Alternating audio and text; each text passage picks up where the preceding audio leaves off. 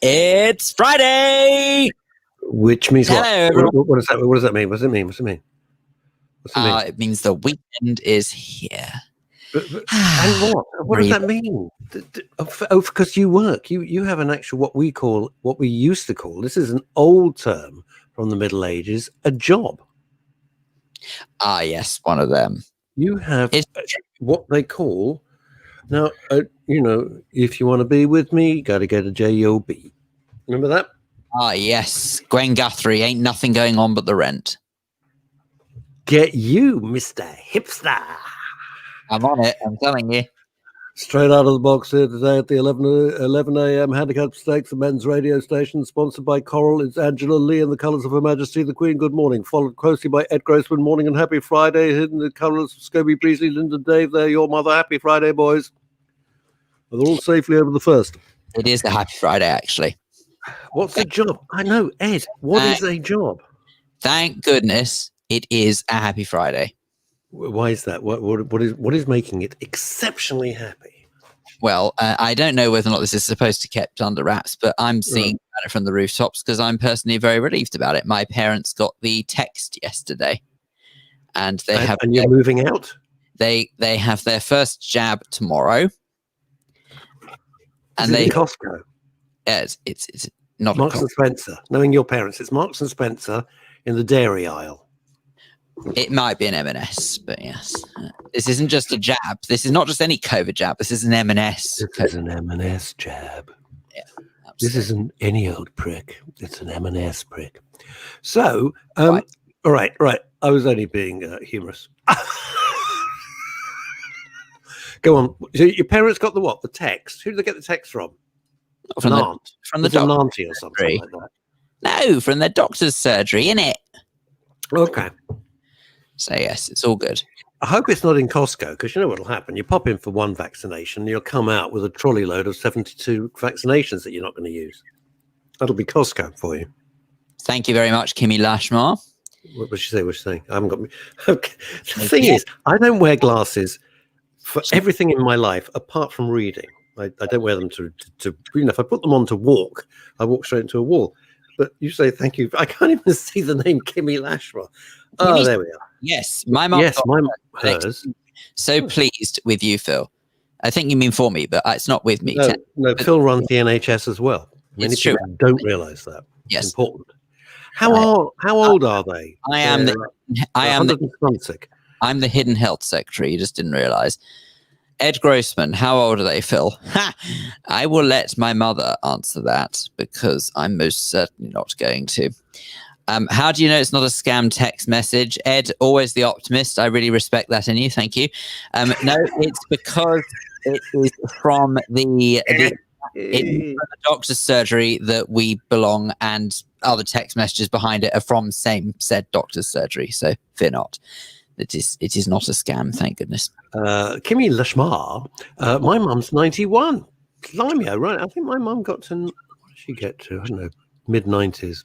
But thank God she's not here to go through this crap. It's awful. I'm pleased with you. Kimmy's pleased with you. I passed the test. That's it. Paul Claridge, very important question from Paul Claridge, who is obviously up a ladder in East Croydon, throwing down free papers and fending off drug gangs. It's a little snapshot of Paul Claridge's life there. Russ, how is the laptop download going? How many days left? I can tell you, actually, because I make a note. That's how anal I am about these things. I have, how many left? 6,833 files left. So Phil and I started out, because Phil sorted this for me and tried, we didn't have to cost it. Right. So on Wednesday, there were 10,297 files. Jeez. And this morning, I have 6,833. No. I've got 8,328 files left. So, Paul, you didn't expect me to actually know that answer, but I do. Blimey. Barry J. Allen. Nothing. I'll try again. Ooh, Barry J. Allen. Still nothing. Oh, well, producer.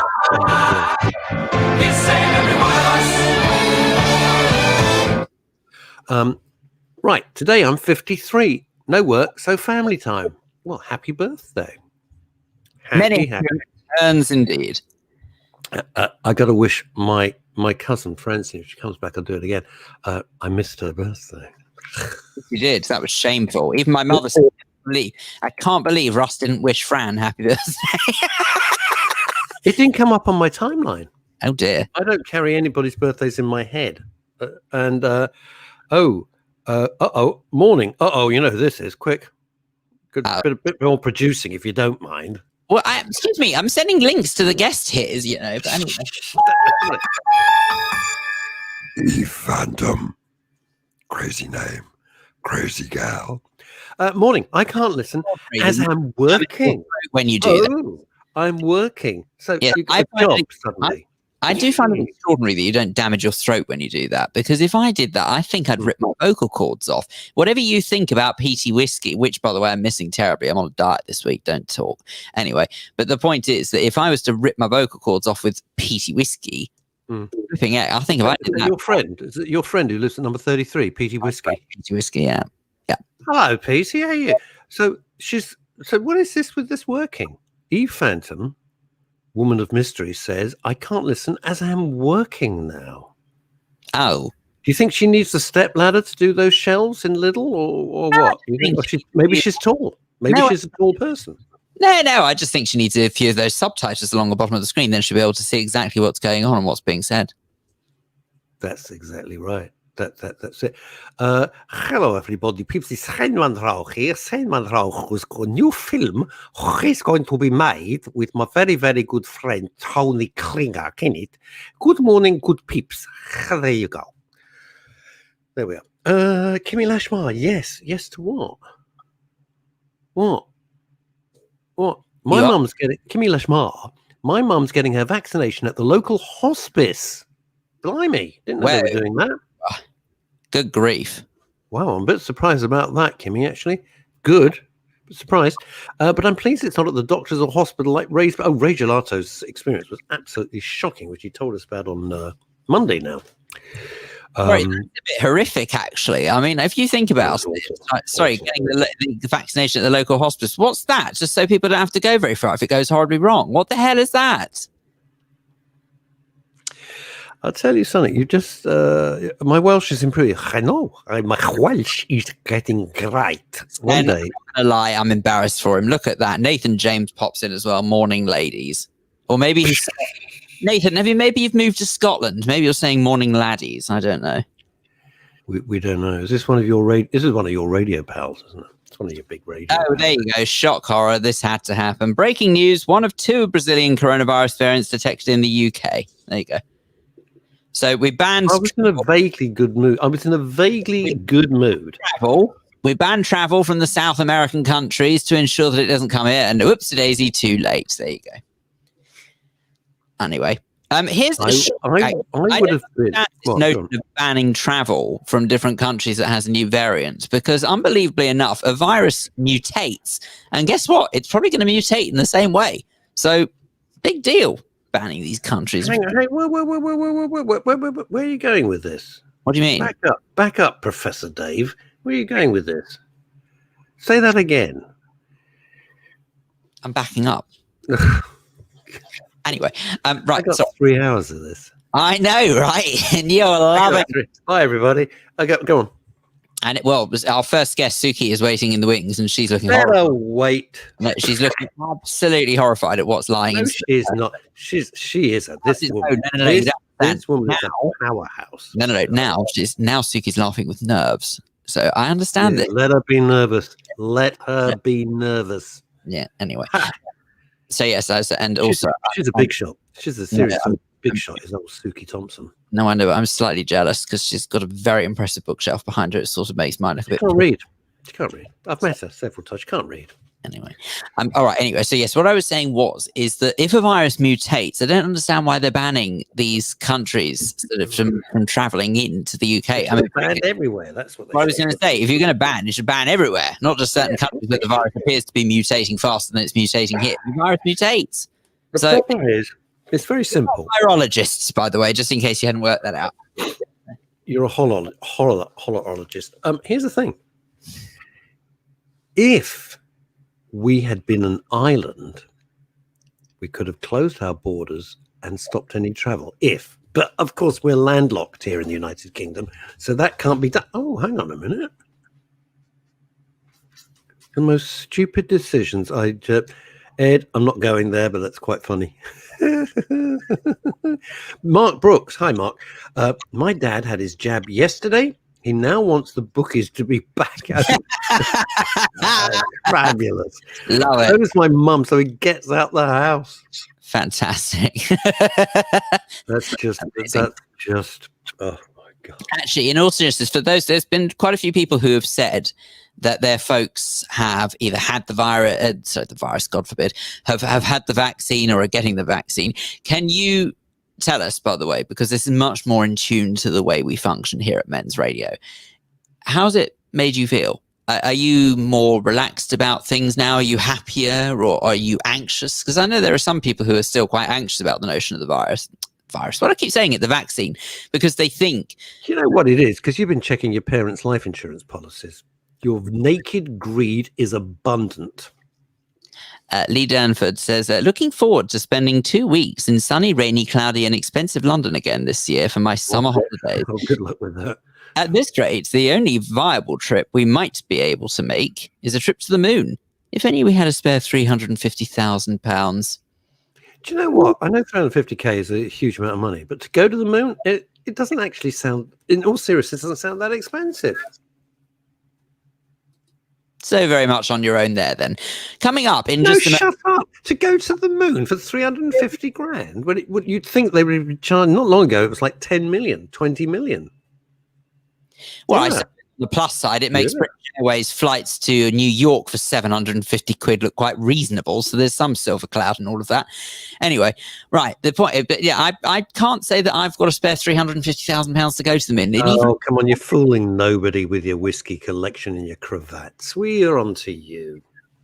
I don't know if I'd even fancy going to the moon, though. What for? What do you want to go to the moon for? No atmosphere. Well, everyone's on the same gag, so I might as well just get it out of the way. I mean, I hear the shopping's quite good there. So, but let's the shopping. Well, I don't know. All the stars go there. Thank you. Anyway, right. Did you just think of that? I might have done. Right. Ed Grossman, of course, who knows everything from everything, says, Russ, that's one way. The 350 grand's one way. They drop you off. My friend. Pretty stuck, actually. 350k. That's got to be the biggest insult. 350k to get to the moon, and then you don't have enough funds to come back again. To come back, you're just stuck. Very quickly, my mate, who I did articles with, and he then went on, and I left and went to America, Melvin Burwald. And Melvin is one of London's top lawyers. I think he's kind of easing up these days. And he's on a flight with his wife Sharman, and they're on a flight, and he doesn't like the service, so he thought he'd try. He wants to get upgraded, and he'd had some luck in the past getting upgraded on flights. So he does this whole thing, and they say, "Absolutely, sir. Would you like to be upgraded?" "Thank you." So he turns to Sharman. He's like, "See, told you we could get upgraded." And they march up to the front, spraunce themselves out in first class, right? And then the stewardess comes back. Mr. Burwald, and here's the bill. And he's moved everything. He doesn't look like a complete dick in front of everybody else in first class. So he had to pay. Wow. It was so long ago, it still makes me laugh. It still cracks me up. His face. It was a picture. Good work. I think that's good work. Well done. I think that's hilarious. It cost him an absolute fortune when he just thought he could do it. It's a very nice gag from Ed Grossman. Bookies now do click and don't collect. That's very, very good. Good work, Ed. That's good. That's a good gag, actually. That is. Can you imagine if, as he says, TFL's in charge of the moonshot? Christ. God. Oh, God. There is an image for you. Yeah, I don't want to think about it. I really don't want to think about it. I've got another quick question, just a very, very quick question. It's for Londoners. It's for Londoners. You won't get it outside. Have any of you recently, or the last few months, tried to drive up Park Lane? Your colleague, Christo, Phil, your colleague, Christo. Yes, I'm aware of Christo. Okay. He's quite right. He and I had an exchange. He's a broadcaster. He and I had an exchange yesterday. It's an ongoing thing. Park Lane, one of the busiest streets in London, huge central 4-lane road, is now down to 1 lane for cars. This is TfL for you. 1 lane for cars. It's chaos. It's not roadworks. It's permanent. Who the hell thought of this? But I suspect they wear Lycra. Julian McDermott, hello guys. Hello to you, Jules. Hope you're well and all good. Philip, over to you, young fellow, my lad. Actually, can I are we ready for guest number 1, or can I briefly refer to the show we did with Ollie Mammon? Something amazing happened yesterday. I don't know. Guest number 1. Do you mind waiting another half an hour? Go. No, we can. No, no, fine. I just wanted to explain the most extraordinary guest we had last night. Okay. Because then we can go from one extraordinary guest to another. So go for it. We will. This is an extraordinary thing. Every Thursday at 6 o'clock, we do a show. It's called the ABC of CBD. It's all about CBD oils and cannabinoids and stuff like that. We're up to week 16. It's with the amazing Ollie Mammon, who heads up the Tincture Club. Yesterday, Ollie's guest, so I co-host it with Ollie because he wanted his hand held. He'd never done radio before. Fair enough. He's a sensation, absolute sensation. The guest is 81 years old. 81 years old, fit as you like. He's got kidney failure. He goes to the doctor. This is what happened last night on the show. You can rewatch it again on our YouTube channel. I've got to tell you the story very quickly, and I'm sorry, Suki, but you'll see the point in a sec. 81, he goes to the doctor and they say, and the doctor's very blunt, you've got kidney failure, it's irreversible, and I'm sorry, but there is no good outcome to this, you are going to die. So he then says, well, actually, I'd like to try some cannabinoid and cannabis products. And the doctor turns around and says, you can't do that, they'll kill you. At which point I go, but the doctor's just told you you're going to die. So the kidneys are failing very badly. He's really ill. Now the man, although he's 81, his career, he was an agriculturalist, right? Professionally, all over the world. So he grew in his garage. He's on his own, 81 years old. In his garage, he grew some cannabis plants. And because he is an agriculturalist, he managed to turn them into oil, put them into capsules, and start treating himself for his kidney failure. It reverses the kidney failure. The pain starts to go. The levels start to come in because he was about to go on to dialysis, and everything is now working so much better. He's done it all himself in private. His next door neighbor dobs him into the police. Oh, whoops. The police arrive and they say, we've had information you're growing cannabis. He says, well, I am, for myself. He's arrested 8 days time from now. At 81 years old, he's on trial. Oh. This was our guest, and I hit the roof. The guy's 81 years old. He's been told he's going to die. He grows the plants in his own garage, in private, for his own use. There is no question of distribution. He's not selling it, and he's making them into capsules. He's not smoking them. He's not getting high. He's trying to help his total kidney failure. And the next door neighbor calls the police, and the man's arrested. He was the most extraordinary guest. Amazing man. I do have to question, though, your opening sentence to that. You said a man who's 81 years old and fit as you like, and yet he's been told he's died. When we were interviewing him, what I mean by that is that he was so... I don't know if you think, hello, I'm 81. He wasn't like that at all. He was extraordinary. He was extraordinary. Goodness. Well, there you go. A hell of a show. There we go. If you missed that program, of course, it is readily available on demand if you go to the Facebook page, facebook.com/Men's Radio STN. Right, without further ado, ladies and gentlemen, I think it's time for a bit of a reset. Do you see what I did there? Oh, that's so good. Oh, that's so good, Phil. Thank you. It's almost like I work in radio. It's now time to say a very good morning to Suki Thompson, of course, the founder and CEO of Let's Reset. Suki, a very good morning to you. Good morning, Russ. Good morning, Phil. Lovely to see you. What an extraordinary man. Oh, that story was Phil, amazing. I know Phil. Well, Who no, Phil is amazing, of course. Amazing man. He's an amazing guy. He's not 81 though, is he? I He think that story about that. He dresses himself in everything these days now, Suki. Suki, we want to congratulate you. Obviously, there is the bookshelf, and there, just behind what would be your right shoulder, is a copy of the Let's Reset book, which I have kept, and I have not undone the seal because I wanted it pristine. He's going to drop it on eBay, basically. No, I'm not going to sell it. Russ, I need to send you a different copy, another copy, so you can open it as well and actually read it, because there's amazing stories in there alongside your one, of course. Well, you're very, very I'm picking second.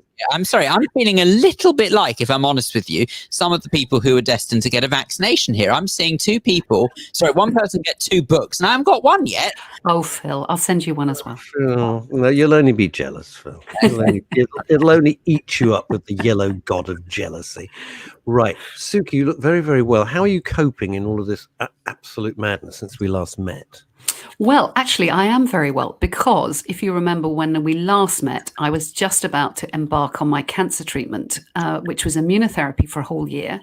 And I finished it on the 30th of December. Wow. And I feel fantastic. Thank you. Well, you look at the picture of health. So I am touching. I have to do this. I'm touching wood. Yes. It was extraordinary. I know you won't say this, but I'm going to. You are an absolute powerhouse. Everyone who ever mentions the name Suki Thompson, oh my God, she's amazing, which you are. And you were doing all of this knowing that you were going into cancer treatment. So, I mean, major props to you. What can you say? Quite extraordinary. You never even referenced it. I think you casually mentioned it once in passing, and I'm going like, what? It was extraordinary. Tell us about the Let's Reset project and the book. The book, by the way, is just magnificent. You should be so proud of it. It's fabulous. Tell us all about it. Oh, well, thank you. We obviously want to hear about the book, but I'm sorry. There's one pressing matter. But are you okay now? Do we know how the treatment has gone? Sorry. Yes. Well, I do know I'm okay. And I know because I've just had all my scans and they're all clear, which is fantastic. I mean, the thing about immunotherapy is the idea is that it just doesn't come back. And I'd had this particular type of genetic melanoma 4 times. So if it doesn't come back, then I'm cured. And if it does, then it hasn't quite worked. But I've got a very, very good chance of it being completely successful. So pleased. Yeah, and the guys at London Bridge, I mean, as you referenced at the beginning, being treated for cancer during a pandemic, everyone has been absolutely phenomenal at London Bridge. And I could not. They've just been absolutely. Can I digress for a second, Suki? Because this is something that Phil and I talk about, especially with other guests and always with our listeners. So they hadn't closed or reduced the service for cancer patients at all, or not? Well, they did. Up until March, when we were into lockdown, I had to go once a month to go and have my bloods done, to go and see Mark, my oncologist, and just to generally have a checkup and then get my medication. Once we went into lockdown, they changed that, so I would speak to Mark via a phone call or via a Zoom call like this every month, and then I just went for 2 lots of scans and 2 lots of blood checks.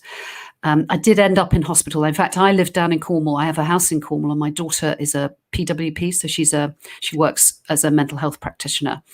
And so she was working in Cornwall, so we went to live in Cornwall for the whole time. So they had to do amazing things. I had to get my medication, which has to be refrigerated, down to Cornwall, which was quite challenging. I had to come up from Cornwall to go to the hospital to have my scans done. So it was logistically quite challenging, but I had to balance up making sure that I was okay, looking after my family, and also going to the hospital. So, it was an experience and an experiment, I guess, for everyone. How did they get the refrigerated? I'm immediately thinking of Ray Gelato and ice cream vans. How did they get the refrigerated substances down to Cornwall? It is a long old journey. It was in a van, so in a medical van that was refrigerated. So they did that. And the second one, I know. So I had that for the first 3 months. And then the second one I collected myself. And then in fact, the last one, an amazing friend of mine, Steve Parrish, who runs Crystal Palace Football Club, his driver was made a special trip to help me out, which was an extraordinary thing to do. And I'm very grateful to him, because otherwise I would have had to come back to London to pick up my medication again. Well, here's an endorsement for you, Suki. It's from Alexander Lichtenfeld, who's has her own show on stations. You need to open it up, but Russ Kane. The stories are amazing, and many made me cry. Hi, Suki. Well, of course, I've read the book. I've read the book many times. It's just that the copy that I bought, by the way, off Amazon, I've kept sealed so it doesn't get dirty. I wanted it pristine. And I sent another copy to my daughter. I said, well, that can be my legacy, you know. That's it. Just read that when I'm gone. That's what I said. I think you have a bit more of a legacy than that. No. That's my legacy. It's the book. I'm not going to lie. I suspect she'll read the will before she reads that. But okay. You judge everybody, Phil Dave, by your own sneaky standards. Hey, look, it's a dog-eat-dog world. I'm just saying. You know, I think it was very cruel. Phil phoned his parents' doctors and said, just give them a placebo. Don't even bother with the vaccine, you know. What's the point? This is a nice house and I want it. Oh, dear. Said, right. Tell us the idea behind Let's Reset. Absolutely. I love this. Oh, thank you. Well, we've set up Let's Reset to look at performance and well-being in the workplace. And we're working with lots of brilliant companies on making well-being a strategic priority. So not just something that's a tick box inside the businesses themselves, but also, actually doing workshops. So as COVID hit us last year, we pivoted what we were trying to do and did lots of workshops online around well-being and resilience and anxiety and sleep. We've trained thousands of people now already. We've got a club that's coming out next week, so you can have an app online and you can measure your own performance and well-being. I'll send it to you, Russ and Phil. Actually, you can do it online. That'd be good. You can see it. Yeah, you'll get a score out of 70. A live demo. Yeah, you could. Oh, hang on, I'm scared now. Hang on, what does it measure you on? Because I'm going to fail miserably. I know it. How many single malts have you had today? Question 1. Question 2. How many bottles of whiskey have you bought today? I'm not having you damaging my reputation here. I'm actually alcohol-free at the moment. I'm on a diet. So. Oh, God. Well, that's okay. That's good. Well, that's very good. Don't worry, I'm changing that this afternoon, but I am up until now. Up until that. No, well, it doesn't just do well-being. It does as much around performance. And actually, you two will score quite highly on some things like, do you have purpose? And I think, I know speaking to both of you, you have a sense of purpose and you do things like this, which is amazing. It talks about, how do you feel? How much can you do what you want to do? And how much of your working life is, so of course you have to work together, but, hey, could be worse. Well, there is that. I mean, you say that, but. Tolerate it. You tolerate each So other. how did you get the idea? I'd like to wind back a little bit. I know this is old ground for you, but people who haven't met you and heard you before, what were you doing and what did you suddenly think, I'm going to do this whole Let's Reset project? Why did it come into your head? Well, it came into my head for probably 3 reasons, Russ. I was running a marketing consultancy called Oyster Catchers, which I sold to a PLC, Centaur Media Group. And I was also sitting on the board of Gately PLC, which is a law firm. And I've worked with lots of very, very big brands for the last 15, 20 years. And I recognized that we did a lot of work around transformation. So changing processes, changing the way businesses functioned, but we didn't really focus on behavior change. So that was the first thing. And I thought if we change behavior, we could make people much, much more effective. And that was from a business perspective, what I wanted to do. From a well-being perspective, I had cancer. My first cancer diagnosis was 12 years ago. I've had cancer 5 times. And so I live a life of balancing always. How nice can I be to myself? And also, what can I do to look after myself and give myself the best chance of living? And I think third thing, my daughter was studying psychology at Exeter University. And she's the one who's gone on to be a PWP. And she wanted to help her friends talk about mental health and talk about depression, anxiety, and particularly in the university. So we came up with this idea of creating a platform where people could share their experiences and we could do some training. And then actually, as I did that for her, I thought, do you know what? I actually want to do a business again. And I thought I've done 4 businesses. I thought I didn't want to do another one. But actually, I don't know if you get this feeling, but it sort of burns up inside me when I need to do another business. And I kept pushing it away, going, no, I don't want to do another one. But I couldn't stop it. So it's launched, and it's been actually an amazing first year. Amazing. It is extraordinary. And then just say that for those who don't realize, by the way, PWP is, of course, a psychological well-being practitioner, for anyone who doesn't know what that is. But might also throw in that it struck me, and when you were saying about how you have been diagnosed with cancer 5 times, and everyone who has cancer, if they go through it once, how many times, they would say that it changes their perspective on life. And I can't help but wonder whether or not does your perspective on life change? Did it change every time you received the diagnosis, or was it the first time? The first time was, devastating. Of course, I had breast cancer to begin with. It was 10 years ago. My children were 10 and 11 and 9. My previous business, Oyster Catchers, was 18 months old. I was recently divorced. I mean, it was just. So apart from that, was easy. Great. Yeah. But Damn. Look, and you've had people who've had cancer and probably much more serious and found it very difficult. And it is difficult. But my friends were amazing. My clients were amazing. And I think getting through it actually helped me enormously, because it helped me refocus what was important in my life. So that was very challenging. I think then for me, 6 years ago, when I first got diagnosed with melanoma, where they said to me at that time, this is treatable but incurable.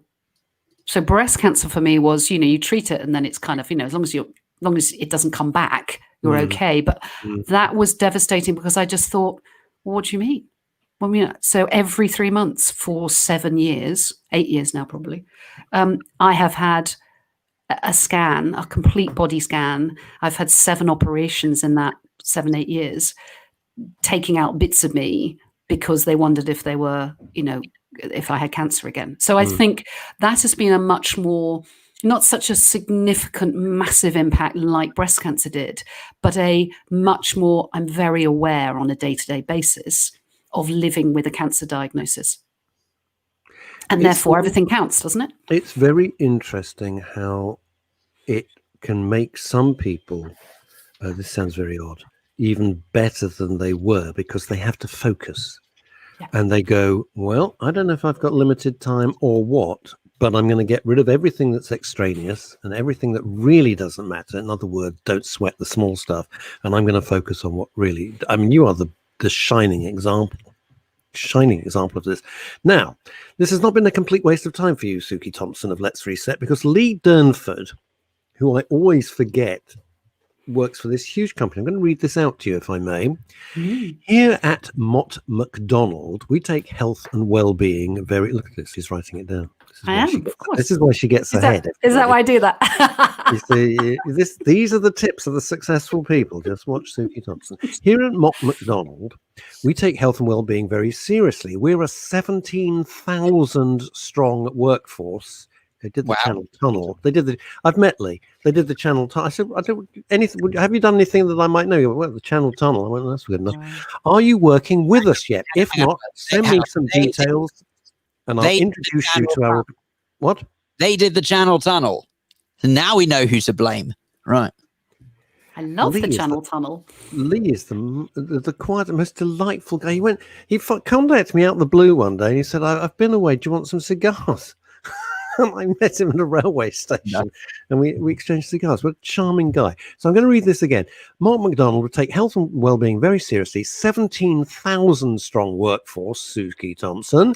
Are you working with us yet? If not, please send me some details and I will introduce you to our organization. So there you go. Thank you very much. We'd love to do that. And I say, Okay, well, I don't know about you, Phil. I love them, but that would be great. We'd love to. That's Lee Durford for you. Well, and the other thing I wanted to talk to you, might be coming onto it, is we are doing a festival on the 26th of January. Can I tell you about that? Oh, please. Yes, the stage is yours. Well, I guess it was at the end of the summer. And I thought the end of December, I'm going to finish my treatment.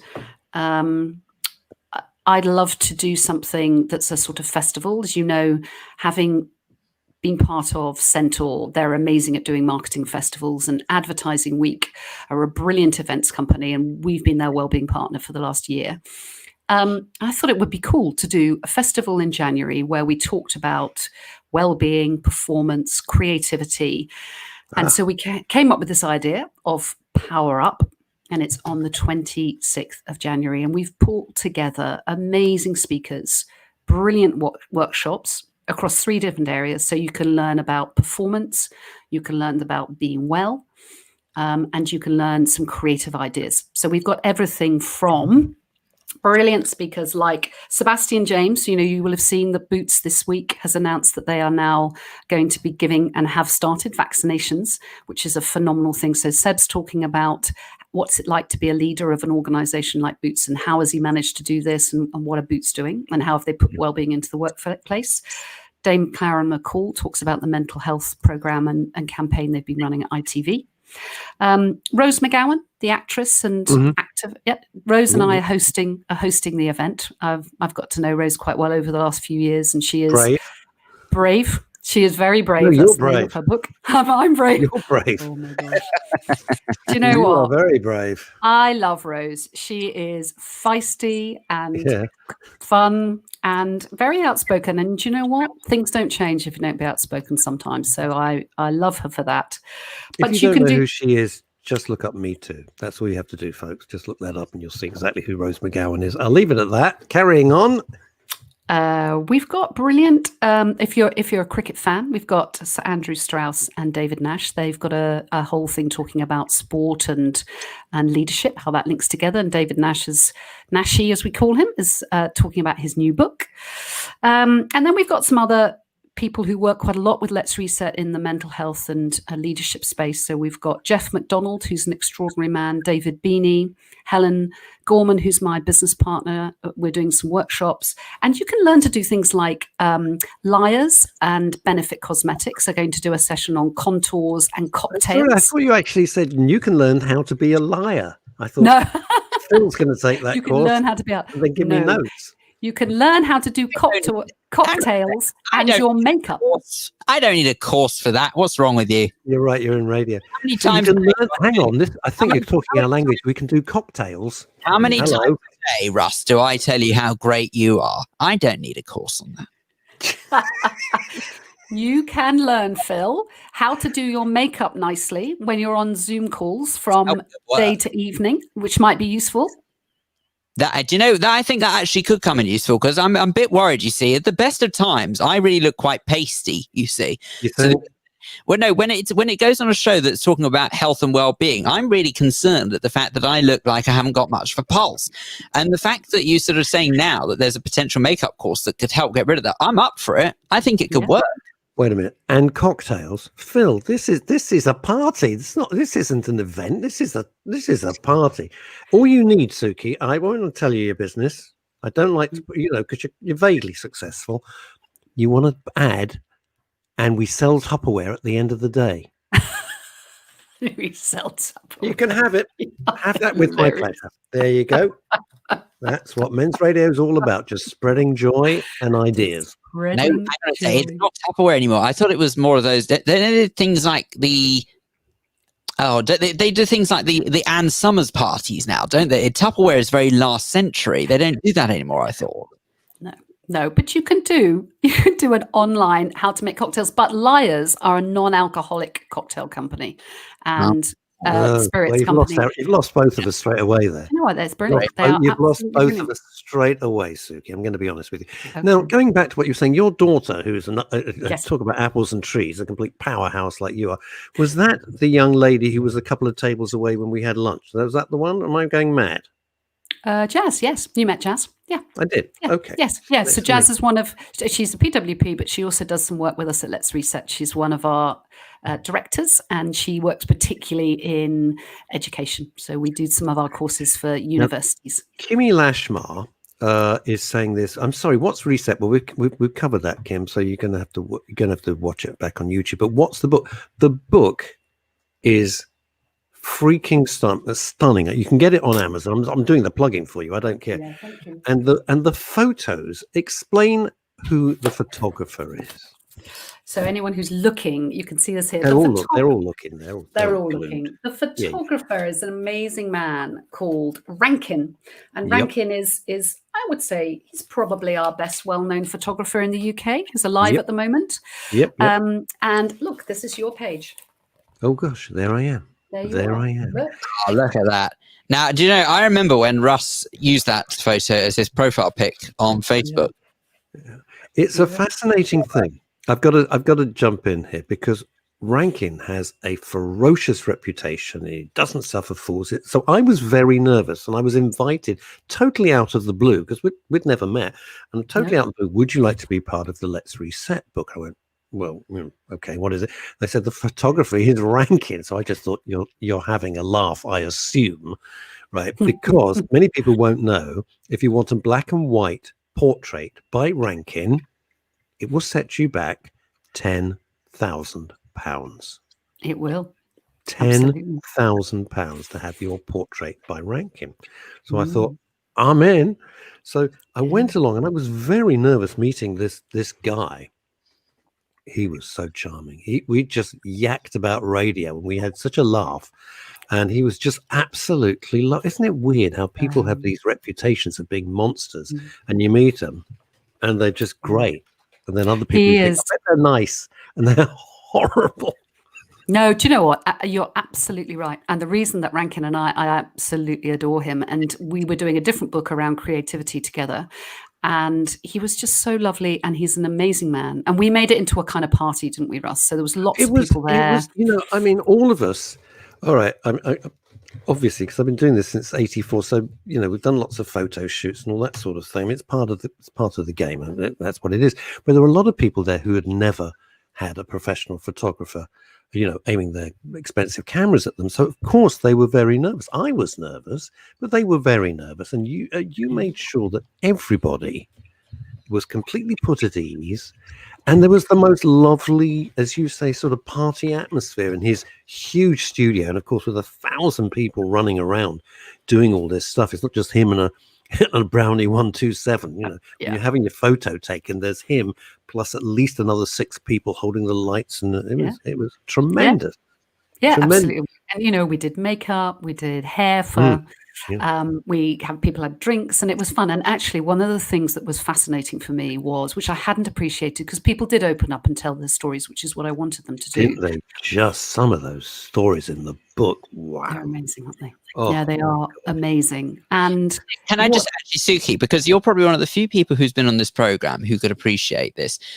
I know Russ and I, whenever we speak to folk on this program, it feels like such a privilege when someone is prepared to open up and be candid and to tell their story and to try and use the platform that we sort of work on as a tool to help others. Do you get that same sense of privilege when they do that with your book?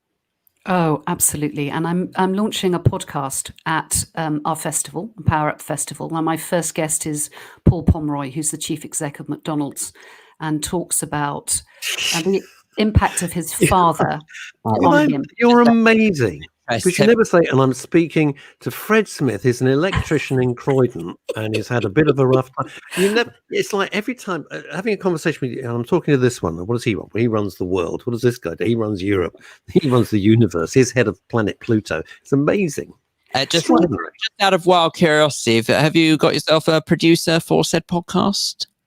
Well, do you know what? I've done it with Adweek. And so I have a lovely producer who's based in the States. He's Anyway, fabulous. But I'm anyway, sorry. Anyway, moving on. Great talking to you. Bye. See ya. Yeah, Yes. bye.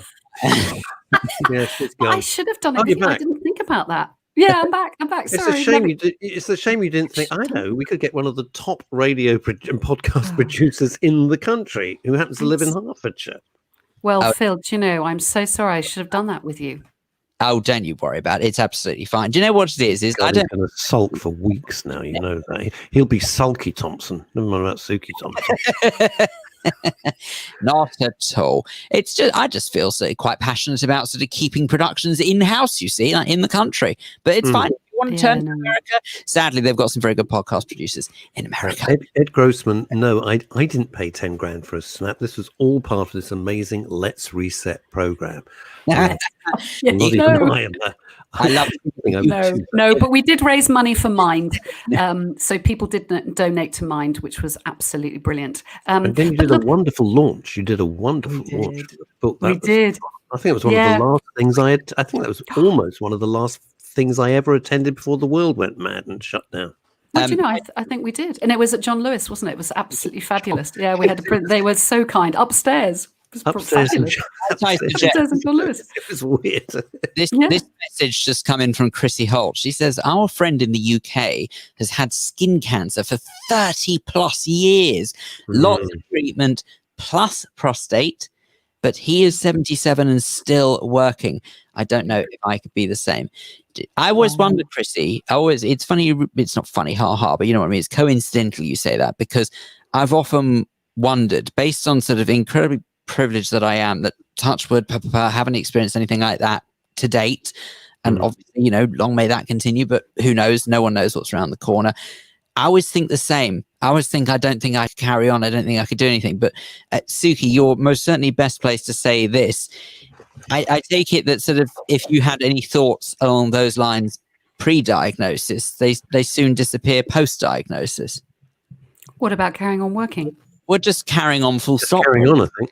Your world around you crumble, because I mean, I suppose what's the choice you have, really? Exactly. I mean, you know, certainly when I first had cancer, I had 2 children. I had a business. I mean, you can't. For me, I couldn't stop. You know, and actually, I just couldn't stop. I had to carry on with the children. Now, not everyone was as fortunate. Sometimes the treatment is really tough and you can't carry on working. And, you know, that's really difficult. Lots of businesses are amazingly supportive of their employees and enable them to take time out of work. And a lot of people have to do that. And I was very, very lucky. And I have been lucky that I've been able to carry on working. The door just opened. Oh, that was jazzy. You had you had to come in. We've been talking. Do you remember Russ? And this is Phil. I've been talking to you. You probably can't hear them because I'm on headphones. They shouldn't be able to hear because of the headphones. But this is my PWP daughter. Oh, bravo. Well, you just had your BBC News moment. You know, the professor on the BBC News where his child walked in through the door and subsequently disrupted a really serious conversation about something. I can't remember what it was. What was it? Do you remember that, Russ, when it was on the BBC? I remember the incident, but it was making it talking about some really serious subjects, and his to be fair, his child was about 3 years old toddler who just sort of stumbled into the room. And then the next thing you see in the background is the nanny run in, grab the child. The extent where I think the NSPCC might have received a few phone calls that day. He's done a spoof version of that now. He was such a good sport. They've done a completely spoof version, which is completely out of control, which is great. And we've been talking about you and all your PWP adventures. So bravo. Well done. Thank you. I've been really enjoying it. And sorry for interrupting. No, it's fun. No, be honest, your mother was a very poor guest. We're glad you're there. We're glad you're there to lift the whole interview, because otherwise it's really quite flat. She had very little to say. And if I might say as well, which I know is going to completely and utterly either be an insult to one of you or a compliment to the other, or possibly an insult to both, I don't know. The fact that your mother and daughter, you look more like sisters, for crying out loud. That's so nice. That's so nice. Well, you should have Jazzy should come on your show another day and talk about what it's like being a PWP, because it's do fascinating. All And right, also we'll do during that. this time. Would you do that? Would you like to do my that? pleasure. It'd be amazing. Okay. Nothing like being put on the spot. You're welcome to speak your mind on this show. It's quite all right. No, honestly, I'd love to talk about it. There's lots of people struggling with mental health at the moment, and it'd be brilliant to share some of my... No, that's the wrong answer. You should have said, I'd rather hammer a 6-inch masonry nail into my skull and come on your show. That would have been brilliant. Isn't that called in the bottom? That would have been great. Sorry, not providing the entertainment. No, we will have you on the show, and that would be fantastic. And then, Suki, what I want you to do is to open the door, and then you come in. Oh yeah, okay. That's only fair. Right, so we're going to save everything with you. We're going to have we'll have you on the show separately as a proper guest. I'm going to leave you to it. Sorry. Thanks, Jazzy. Lovely. Lovely. Apples and trees, eh? Apples and trees. Sandra Butler has said here, you just learn to live with things, Phil. And I guess, it's funny because it is kind of true, because if I think back to my late grandmother was chronically disabled and sort of had many medical problems. And when you're caught up in the middle of making sure that she's okay and things like that, you don't really think about it, I suppose, do you? It's just your life. It's your world. You wouldn't necessarily have it any other way. And I just want to jump in. Sandra Butler, who I've never met, but we've had a lot of conversations online, is a lady of certain years. Has had an extraordinary life, which she shared, which I'm not going to do because she's not ready to sort of talk about it all yet, and it has been very ill. And she's the most generous-hearted person. She's quite extraordinary. She keeps doing these amazingly generous things. And I keep going, "You sure?" She goes, "Yes." So it's lovely that she can. It doesn't turn you into being bitter, and it doesn't turn you being into negative. With you, it has done the exact opposite. And I would say, if I may share some of your spotlight, that with Sandra, who's in a completely different area of life, the same thing. I think that's so important. So important. Thank you for that. But I wanted to give your listeners some free tickets to our festival, if any of them would like them. Oh, wow. Hey, yes, please. So how do we do this? Well, I think probably the best thing for them to do is what we can do is we can put a link on your site. But if they contact us at contact@letsreset.com, we'll give them the link to get a free ticket. And tickets so it's contact at letsreset.com. Letsreset.com. I've got to that stage where I read out what I'm writing. Jesus. Oh, that's I hate that. I find myself, I go, what the hell are you doing? You're not 103. Stop it. Leave it in your head. Yeah, but hang on a second. I actually think that there is a sign of organization if you do that. I don't think that's a terrible thing. Well, I am. It's quite good. It's quite good on radio, actually, so people can actually hear. So these are actually my look at notes. I mean, when I make notes. I don't muck about. Very impressive. Thank you. I'm pleased you said that, actually, because I have right here, I have my own notebook, you see, that I keep very close to hand. with your picture on it. That's fantastic. Quite literally, I have my little notebook here. Oh, Phil, I love it. And so these are the notes I've made so far for today's show. Yeah, good. Oh, look at that. Yeah, so tabula rasa. We can go anywhere with it. That's great. Phil, just like looking at the photo of me. I was going to say, do you sleep with that next to you at night to carry it around with you all day? Yes, I do. Do you? Yeah, I can imagine that. Oh, yeah. Hey, listen, I am my #1 fan. I'm telling you. It's nice that somebody really, really rates you, isn't it? Well, quite. No one else is going to. I'm going to have such a conversation with your mother, Philip, one day. Oh, good. Suki. Somebody.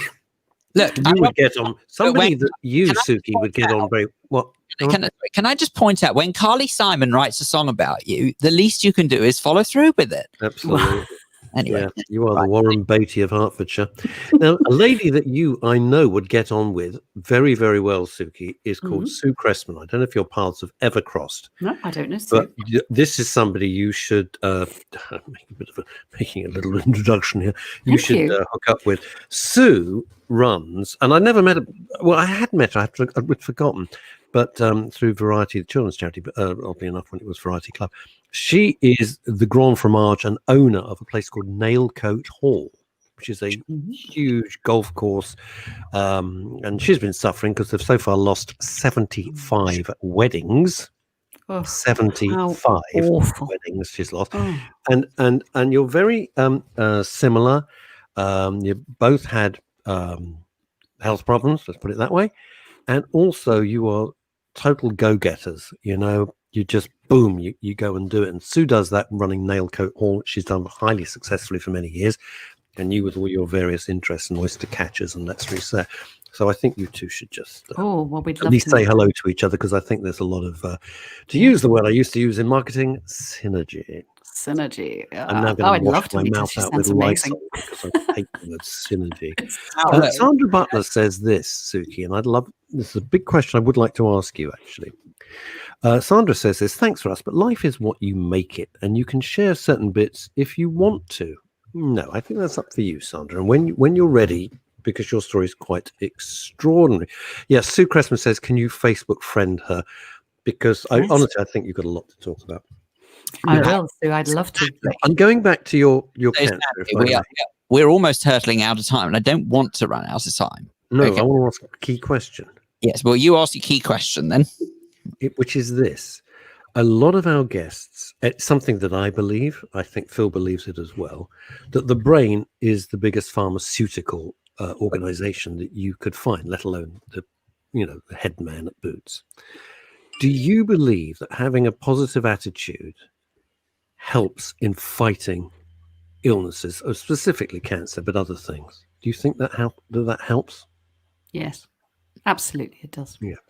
We know it psychologically, but we also know it emotionally. And so, there's a whole load of stuff. You've talked to psychologists that will talk about what happens in your brain if you think positively, which is why things like a gratitude diary, meditation, there's a whole load of things you can do to help yourself be positive, and particularly on the days when you don't always feel positive. But it can make a massive difference. Yeah.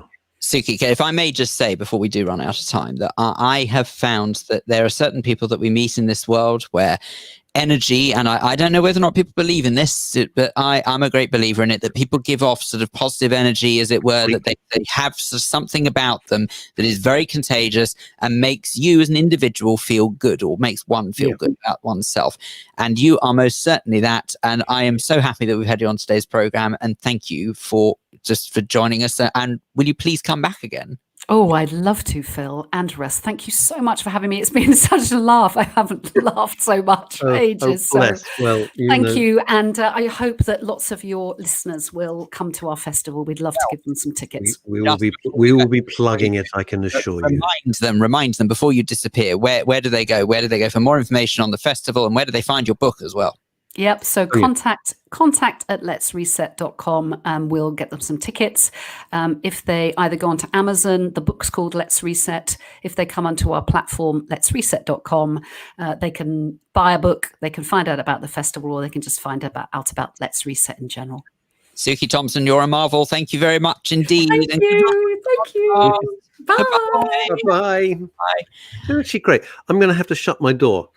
Are you? Into the Larry Grayson. No, because I'm freezing. Wait a minute. Larry Grayson strikes again. Hang on. Yeah, you're in a Larry Grayson there. Unbelievable. I said, would you get this on Radio 4? Seriously. I mean, we're in the middle of a program, for crying out loud. He said, I've got to go and shut my door. Anyway, well, I suppose to be fair, at Radio 4, they probably have stage hands that could do that, or studio managers that could do it. Anyway, here he comes. He can't hear anything. So there you go. Here, put the earpods on. Marvelous stuff. See, even Sue Cressman thinks you're doing your Larry Grayson impression as well. And now he's turned his microphone off. Look at the muck in here. Right. Everard. Yeah. Larry Grayson, completely underrated. What Slack Alice. What a great day. I thought it was only me who found all that funny. I thought Grayson was hilarious. I was most upset with his final ever TV performance. Oh, shocking. Oh, God. Don't watch it if you want to. Don't. It's awful. It's almost like you see that. I can only describe it as you can see the life draining away, and it's very sad. Very, very sad to watch. Isn't it? Have we got a second to discuss that for a second? Our next guest is poised, but let's absolutely. Larry Grayson, he kind of retired, and then he came back for a live performance on. Was it Variety or something? It was either the Sunday Palladium or it was Live from Her Majesty's. I suspect it was Live from Her Majesty's. Oh, crumbs. Well, that's got a terrible reputation, hasn't it? Yeah, slightly. And yes, and he just died a death. I don't know what happened. He just stopped in the middle of the act, and it was pitiful. That was the last time. I wish I'd never seen it, because I always thought Larry Grayson was hilarious. I wish to goodness I'd never seen it. But he was absolutely brilliant, and I'm so ahead of his time. Oh my God! Wow. Seriously, if it hadn't been for him, there wouldn't be a Julian. I actually think there wouldn't be like a Julian Clary and opening the doors for Graham Nortons and what's the guy with Alan Carr and all the rest of that. Sue Cressman says she remembers that. It was a terrible, and you could see what was so awful. You could see his mind was just shutting down, and you could see he said he knew it was done. It was done. It was, oh God, I wish I hadn't thought of it. Sorry. Yeah, you got to know when to hold them, and you got to know when to fold them, and that's the truth about life, isn't it? Yeah, that is the truth about life. Ed Grossman, what is radio for? It's this small startup radio station that they're hoping will do something before long. So it'll never take off, mate. Never take off. No. Anyway, Christy Holt says, lovely woman, cheered me up. I'm cooking lunch in the kitchen. That is 8 degrees. I'm freezing. Hang on, but finish what she's cooking. This is not she's not making, Yeah, Libino, I thought that was something to do. Anyway, right, Libino. Sea bass. Who doesn't like sea bass? I made a piece of cod last night. In cod we trust. Indeed. It's most appropriate for our next guest. Ladies and gentlemen, without further ado. We've got Captain Birdseye coming up. No. Okay, just checking. Rude. Anyway. Just checking. I don't know. I don't keep a running order in my head. Well, I just spotted an international number, so I always assume that someone's in America if it's international. I don't know where they're. Anyway, and delighted to say that we're now joined by a clinical psychologist and inspirational international keynote speaker. That was easier to say in my head. So, brush your hair. Come on, brush your hair. It sounds important. Sally, a very good afternoon. Sounds important. She sounds posh. Now, hang on. Now, Sally, straight away, well done. No bookshelves. No bookshelves, no. We are most impressed with that. I mean, who the heck would be stupid enough to have a bookshelf behind them? Who would have bookshelves? Now, where are you calling? Where are you? Well, it kind of looks like what's out in your backdrop there. I'm in Conifer, Colorado, up at about 9,000 feet. I don't know how that translates into meters, but up pretty high in the foothills of the Rocky Mountains. We like feet. We're in the UK. Okay. Hey, we do feet and inches here. Good. Well, let's put it this way. Most of us do. Sadly, there are some new wave people who think that meters are the way forward. I don't. Well, we're not part of Europe now, so they can go and do something. Sally, what I have to ask, first of all, thank you so much for joining us. And secondly, what is the time in Colorado? Is it like 3 a.m. or something terrible? It's 5 a.m. Yeah. It's 5 a.m. Oh my God. Yeah, I told you. See? These are the caliber of guests we get on. Boom. It didn't even dawn on me. I mean, bearing in mind that I'm not sort of trying to trump you in terms of sort of like what time I get up, but bearing in mind that for work I do get up extraordinarily early in the morning, it didn't even register. Bravo! Thank you very much indeed. Well, we won't keep you too long, he says. Thank you very much. So much, and thank you for looking. So I'm not know if I'm allowed to say this. I know you're American, which means I'll get sued. But for anybody who can look like this at 5 o'clock in the morning, bravo! That's what I say. I'm allowed to say that. Now, Sally, could you do me a huge favor? I know this is not what you got up at 5 o'clock to do, but my cousin, I've got a slight personal problem, right? And you deal with psychology. I forgot it was my cousin Francine's birthday. Oops. I'm in deep do, right? I forgot to wish her happy birthday, and I'm very, very embarrassed. But Francine, who I know is now watching, would it make it up to you if we had a top person from Colorado in America at 5 a.m. just saying, happy birthday, Francine? Would that make it up to you? Sure, I could do that. Happy birthday, Francine. I can do it again. Happy birthday, Francine. Yay. Yeah, we are. Because otherwise I'm not going to get invited round ever again. That saved a bit of money on funkypigeon.com. Well done. And didn't it just? This is great. Right. Tell us about yourself all the way in Colorado. So exciting. Colorado? Sure. So I am the mother of 3 young adult men, 22, 19, and 16. And during the pandemic, they've been living with us back again. And so that's been actually a silver lining for me. I'm not sure how they feel about it. But the reason I think that I'm here is because I do a lot of work in men's mental health here in the United States. And that stemmed from the biggest tragedy of my life, which was losing my brother to suicide in 2004. So sorry. Thank you. It was one of those moments that, divides your life in half. Before that, after that, completely different. And I had been in the field of mental health as a psychologist and as a mental health advocate for 16 years before that happened. So it was profound for me. And about 18 months later, I was sitting in a support group for people bereaved by suicide. And I said, gosh, somebody's really got to do something about this. There's so many people that this has affected, and it's so tragic. And, you just had this little voice inside go, it's you. You got to do something about this. You need to do something about this. And so that's just put me on this journey to find gap-filling things that prevent what happened to my brother Carson from happening to other people. And that has led me to be with you today. Well, first of all, once again, on behalf of Phil, myself, and everybody at Men's Radio Station, I know all our listeners and viewers, our deepest condolences to you. Shocking. And words are inadequate, so I'm not even going to attempt. But it is fascinating, Sally, that people like our previous guest, Suki Thompson, you can turn something which is so negative into something which becomes positive and tries to make some sorts of sense of what's happened to your life. So, Sally, might I just point out as well that just to demonstrate how different a kind of show this is, you may have gathered that already, but how different a show this is, Kimmy has just messaged in straight away to say, hugs, my brother's anniversary on 21st. So honestly, there are people out there who know exactly. Mm-hmm. So yeah, they know exactly how you... Thank you for sharing that, Kimmy.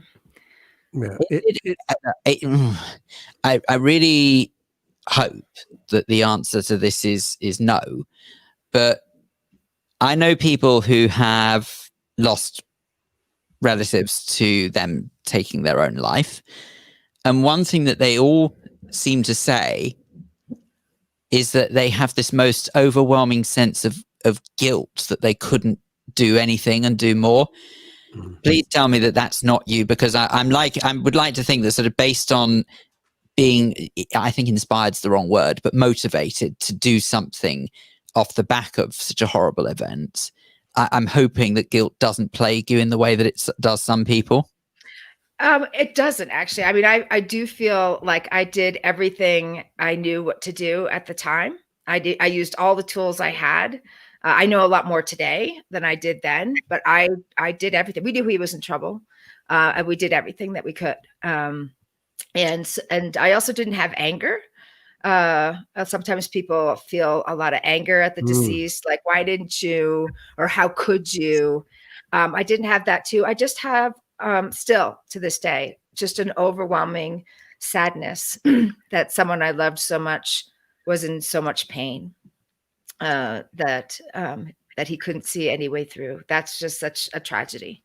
So, no, I didn't really have those. I mean, maybe tinges over the years, like, oh my gosh, if I had known this tool, maybe that would have helped, but it's not really, it doesn't really feel as guilt, just like, oh, shoot, I wish I had known kind of thing. See, I'm so pleased to hear, because I really hate it. I think that sort of just, is such a horrible irony that as soon as someone's pain ends, as it were, because they have taken their life, that potentially now that the lifetime pain carries on through one of their relatives. And I'm so pleased that you've managed to sort of see a way around that and actually use some good for it, because... No, I'll be clear. There's definitely pain. It's just not guilt. No, it's grief. The grief never goes away. Yeah. But you are using it for good, and that's only to be admired, Well, I guess that's the only way I could cope, is just to try to figure out what to do. We've had a lot of guests over the couple of years that we've been doing since we started Men's Radio, and who have been either left behind by people who have ended their lives, or who have attempted it. And what has been the overwhelming feeling from this, and I'd like it from your professional perspective, is those who have attempted it and mercifully failed. The moment they started whatever method they instantly regretted it.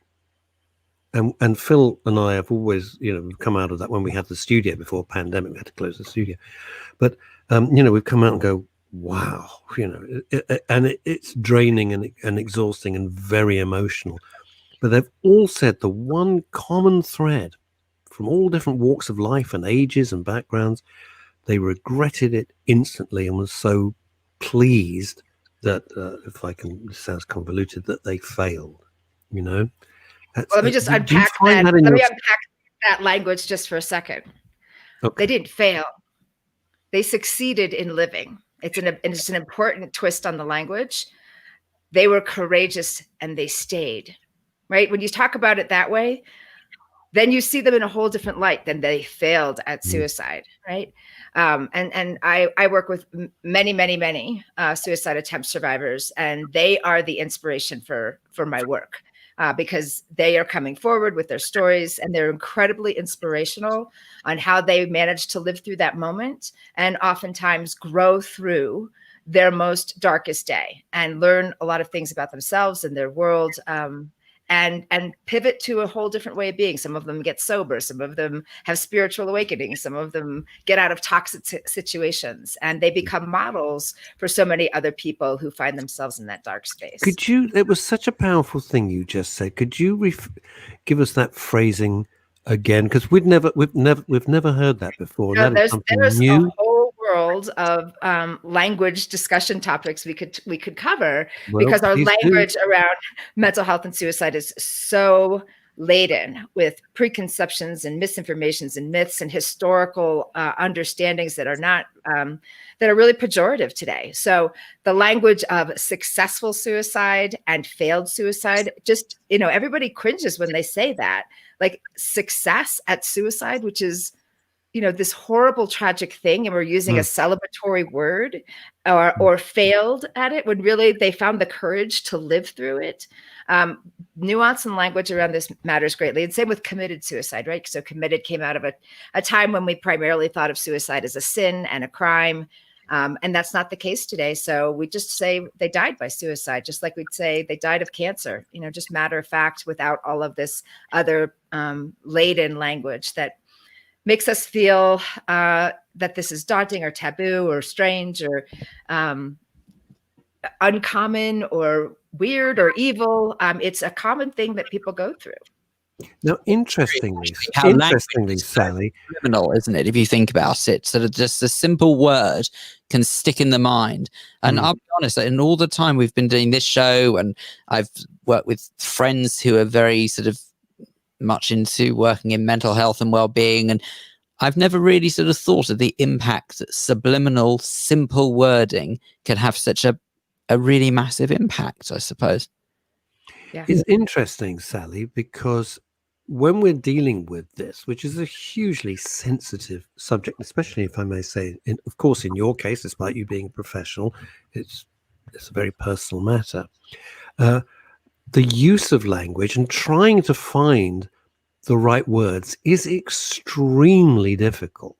And you are one of the first guests who's been able to shine a light, if I may say, on the sort of language that we could use that would be so helpful. Because we struggle as broadcasters to think what is the right term, What is the right I wrote a whole series of articles, so I will share those with you. Because when I learned it, when you start to speak about things differently, you feel differently about it, and you interact with people in a different way. Language is just such a powerful indicator of culture and a cue to our behavior. It's pretty interesting, actually. Now, I got a question which has actually come from one of our listeners, Essex Adventures, somebody called Toby, and it's this: we started a men's radio station because in the UK, the suicide statistics came out, 80% men, 20% women. So the question from Essex Adventure is this: male suicide rate is almost double that of females. It's actually much worse. Is it the same in the US? And why might this be? It's exactly the same in the US, same ratio. And I'll also comment that in both countries, women attempt more than men. Right. So this is a really important distinction. Women attempt sometimes about the same ratio more than men. Men die more than women. So it's not a difference in despair. Sometimes people chalk it up to, men are just are hurting more by themselves or something. Not necessarily. Women are having equal levels of despair. It's just men use more lethal means. So they usually just have one attempt and it's fatal. Women use less lethal means, so they're more likely to live through their attempt. That's the main And reason. is that just a sort of difference between, I don't know if I can say that these days, but is that just a difference in the way that a male mind might work from a female mind? Yes, that's partly the reason. Partly the reason, at least in the United States, I don't know this to be true in the UK, but is that men have more access to firearms. So they're more likely to have more familiarity with firearms, more likely to have more comfort with firearms and know how to use them. But also what you say is also part of it. There's a determination not to fail. Okay. Well, fortunately, Yeah. as you know, Sally, I'm sure that we have far less, a fraction, mercifully, of the firearms Now, in this the is UK. very interesting. Alexander Lichtenfeld, who's one of our presenters, our colleagues on this station, says that men die more than women. More attempts are made by women. Didn't know that. That's what I just said. Yeah. And Alex works for, I don't know if you have the American equivalent of... Sally, I'm really sorry that didn't register. I just absolutely didn't get that's what you said. I'm so sorry, because that's mind-blowing. Yeah, and about the same ratio. Yeah. Works for, do you have in America, well, we've got Samaritans. So she's one of the Samaritans, which is on the end of a phone 24/7 to be there and try to help. What's the equivalent of Samaritans in America? I know it's called something else. I don't know We have a couple of things. We have the National Suicide Prevention Lifeline, and we have the Crisis Text Line. They're universally accessible 24/7 and free. And so people can reach out to them. But in speaking of language, I also want to talk about humor, because nobody ever thinks of humor in the context of these conversations. But one of the things that we learned after Carson's death, so obviously I had this personal reaction, and then the state where I live, Colorado, they were looking at our data and they said, we need to do something as a state. And so we started to listen to men. What a radical concept, right? We started to have focus groups and interviews with men who had either lived through a suicide attempt or had a near miss. We listened to the people who surrounded a number of high-risk men, their partners, their employers, their friends. And we said, how do we do something differently here? And they told us a lot of things. They told us that peers would be more effective than professionals in reaching them. They told us that back off on the mental health language. It's not how we talk. It's not how we think. And then they also said, if you could make whatever you're doing funny, we might pay attention, especially if you make humor that resonates with us. And we were like, make suicide prevention and mental health promotion funny and not offend a whole bunch of people. And they said, yeah, that's what we want to do. That's what we'll listen to. And if you make it great, we'll pass it on. And so luckily for us, one of our partners was a full service advertising agency called Cactus Marketing.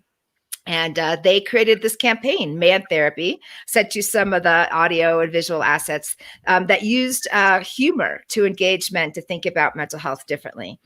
We created a fictional therapist we call Dr. Rich Mahogany. And he uses his wit and to show men that some of the traditional norms of masculinity don't work when it comes to mental health and stress, overwhelming stress and despair. And the humor and the external facing videos and audio assets and so forth bring men in the door. All right. It's like the bait that brings men in the door. And once they get there, Dr. Mahogany meets them and he walks them through a 20-point head inspection, which is basically just a self-screening tool for men that helps them assess their, how bad is it? Depression, anger, substance abuse, anxiety. And once they finish out that survey, content starts to pop up like Pinterest. based on their needs. So if they come up high on anger, and also we have an ability for them to identify as a military person or a first responder, then they get just content that's related to anger for first responders. And it's been a brilliant campaign. Sounds fantastic. I love rich mahogany. My dad was a timber importer, so that resonates with me so deeply. That's absolutely marvelous. Well, people said, sorry, go on, Phil. I was just going to say that Lee Durnford has put here. He says that in my personal experience, he says, having dealt with my eldest daughter, the compounded effects of acute situations are manageable, but it's key to focus on the major triggers. That's the most helpful. I now know what the major triggers are for my daughter, and this works for us. Not saying it works for everyone, but it works for us. Maybe women make attempts as a cry for help, whereas men bottle it up more, and when they act, they make sure they do not fail. That's right. Yes, understanding the triggers is a huge coping mechanism. It's very important that you don't get caught in the moment where it becomes a moment of impulse, but that you understand what's behind that, and that you have a plan. We call it a safety plan or a crisis response plan that walks you through a series of steps that helps you get through that moment. Some things that you rely on your own coping skills to do, and if those don't work, you have another layer of reaching out to peers and friends, reaching out to hotlines or warm lines or other things in the community. Or, getting to an urgent care situation. I'm sure it is different. I'm sure it's different for everyone. But what are examples of triggers? Because what does a trigger look like? Well, what we've learned very clearly is that lots of what we call suicidal intensity, so feelings and thoughts about suicide, is connected to trauma. Some of it is early childhood trauma of abuse or neglect, or massive transitions that were very disruptive for the kid. Or it could be sexual trauma or military trauma. So anything related that connects back to those traumatic experiences can be a trigger. Other things are just major life transitions in the moment. One of the number one precipitating event before a suicide death is some major disruption in a primary relationship. So divorce, separation, domestic violence, and so forth. Those kinds of things. There are many. I could go on all day, but I'd actually really love to talk about solutions because I think these are really important from a community perspective. How do we get in front of this? I should have made it clear that while I am a psychologist, I was one of those people that got out of graduate school and started doing the work of therapy and went, here I am, 6 years in, $70,000 in debt from graduate school. I loved learning about it, but I don't have the personality to be a therapist. I'm much more of a culture and social change personality. And it would be great if we could pull the big levers so people didn't find themselves in these spaces of despair. So the Man Therapy campaign was one example of how do we change culture around men's mental health? How do we get men thinking about this, leaning into it willingly, not having someone push them into it, but say, hey, this is useful and I'd like to share it with other people. And then how do we get men to tell their stories? And this has been one of the biggest things, that how do we help men come out proud about surviving through these really difficult times? I do most of my work in the space of first responders and construction. I work in transportation, rail and air, and every time I walk into these very male-dominated spaces with stoic, traditional norms of masculinity men, they'll always tell me, oh, you'll never get our fill in the blank. You'll never get our pipe fitters to talk about suicide or mental health. You'll never get our lawyers or doctors or engineers. I'm like, yeah, I can, because I know that everybody has a story to share. Mm-hmm. And when people start sharing their stories, people realize that they're not alone, and other people lean in, and people feel very validated and understood as being courageous, as being resilient, not as broken, but as being a model of how someone can get through a very difficult time. So storytelling has also been a big tool in the toolbox of how do we change culture. And a few years ago, one of my friends and colleagues said to me, I have a crazy idea. And now I know when she says that I need to run away because it's going to be 4 years of my life working on this idea with her. But she says, what if we got together a bunch of men who have really important stories to tell and we write an anthology? And I was like, that sounds great. And here we are 4 years later, still working on it because the volume of men who leaned in and said, yeah, I have a story to share ballooned once we opened the door. And now we have about 65 storytellers in our book series, Guts, Grit, and the Grind, that are just sharing. What's it called? Say that again. What's the book series? What's it called? Guts, Grit, and the Grind. Guts, Grit, and the Grind. Okay. We asked men, kind of what is it about men that gets them into places of despair? And what gets them out? And in both senses, it was guts, grit, and the grind. So guts, doing things that are risk-taking or reckless, can get men into trouble, but also the guts of having courage to face it, grit and the perseverance of working through and having flexibility around their issues, but also the grit sometimes of having what we call golden handcuffs to their work life, where they've built a lifestyle that they can't really keep up unless they work and work and work and work. That also gets a lot of men in trouble. The idea that they're nothing but provider, that's their only identity, can also, increase despair when men face disruptions in employment and so forth.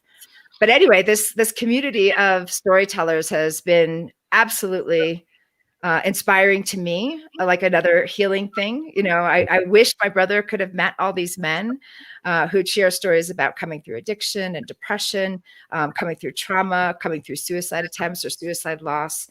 And we've now, and they're global, they're all over the world. And they've forged relationships between each other as well in this process.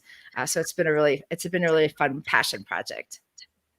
That sounds extraordinary. Now, Alexander Lichtenfeld, who I said works in your area, says, Sally, we have many male support groups across the UK, but I know from experience that they're not overly subscribed, and perhaps we need something with humor to help them open up and not feel it's so stigmatized. Can you share? You are fabulous. Kiss.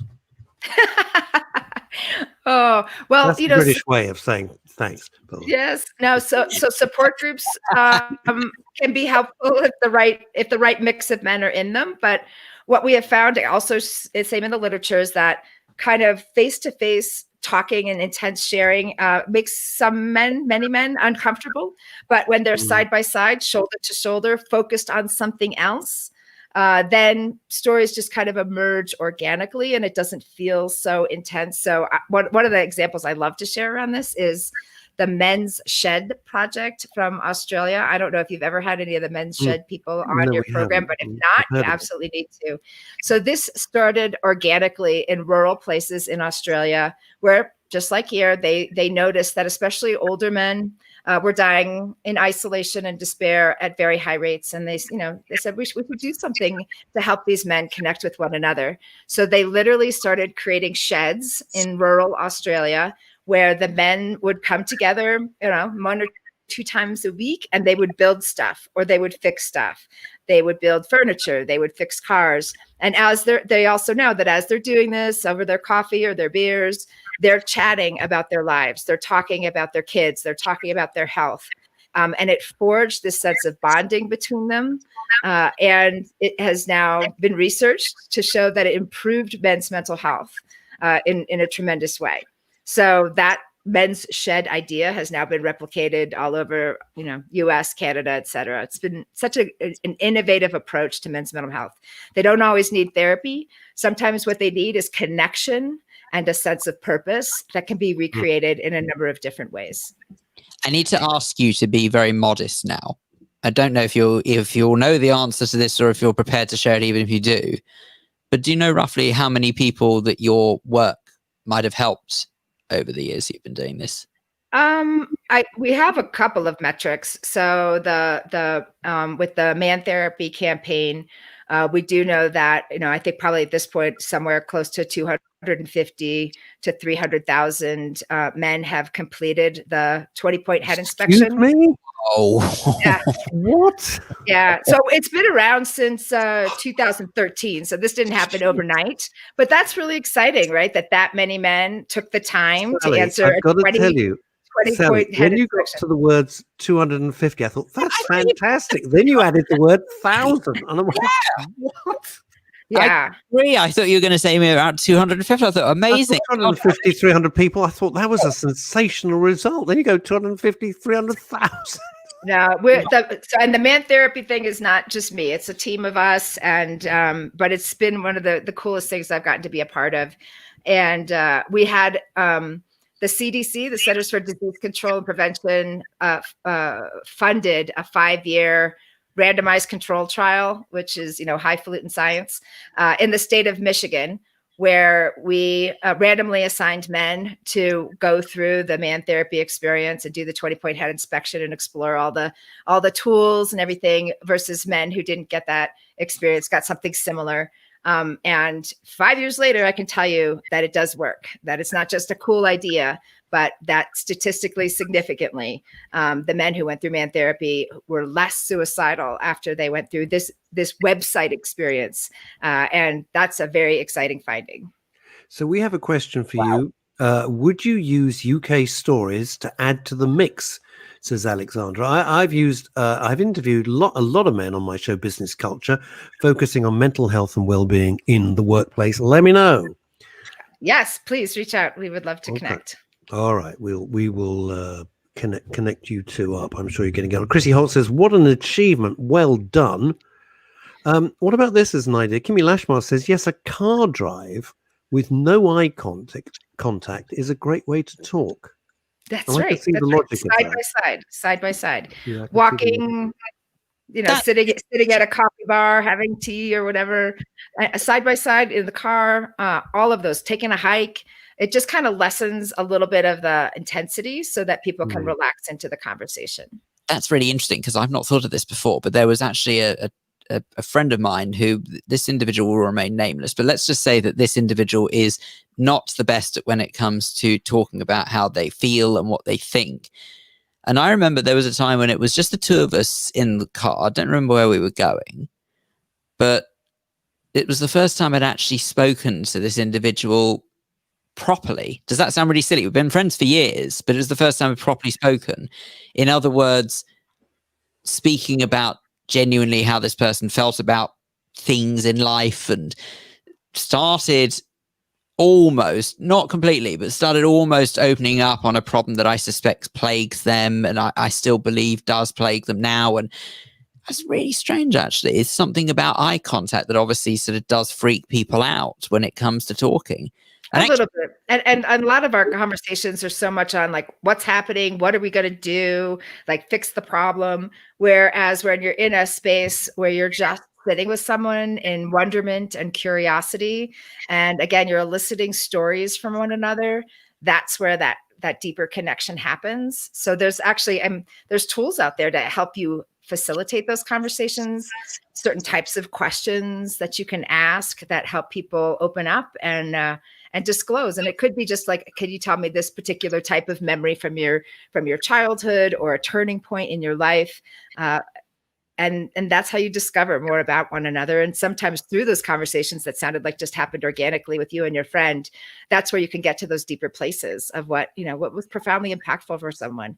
And that's kind of the cool stuff of relationships when you get to that place. But also the other thing as well, think about it, RK, I don't know if you've noticed this, but since we've not had the studio, I wonder how much it's helped people to open up more when they're technically just talking to a device screen, because they're not actually interesting point. That's a really interesting point. They're not under the studio lights. They're not sort of feeling intimidated by all the, I mean, you and I take radio equipment for granted. If we're sort of merged in a studio, we love it, but the other people feel very intimidated by that. Yep. If they are in their own, more often than not, home environment, almost relaxed into this sort of false sense that this is not an interview, this is actually just a chat but I don't know. But that's really weird how settings must play a really massive part in people's ability to talk. But I don't think of it like that. I just talk for a living. I don't know how that's actually interesting to see if people are I'm sure they are communicating differently in this arrangement than they would in the studio. We do have some data that show that when people are interacting with avatars in some of these mental health tools, they will actually disclose more and be more vulnerable with a virtual human, with an avatar, than they will be with a real human. Isn't that fascinating? They'll disclose more fascinating and weird. That's not even real. I know, it's so weird. Now, I have to ask you a few questions, if you wouldn't mind, about Colorado and stuff. We're not doing it in the travel section. Don't worry about it. Do you have restrictions that I'm in London. Phil's just outside of London. We're in lockdown number 3, and it is a monstrous pain in the ass, I can assure you, and horrible and very depressing. What about in Colorado? Because I know every state's different. What's the deal there? Yeah, we've ebbed and flowed throughout the pandemic. We had a hard shutdown like the rest of the world did in March. And it was very overwhelming. We have a little cabin up in the mountains. So the children and the pets and my husband and I, we kind of fled up there and hunkered down until Mother's Day. So until May. And that was just strange and unexpected. But my family and I, we've just been sitting at home since then.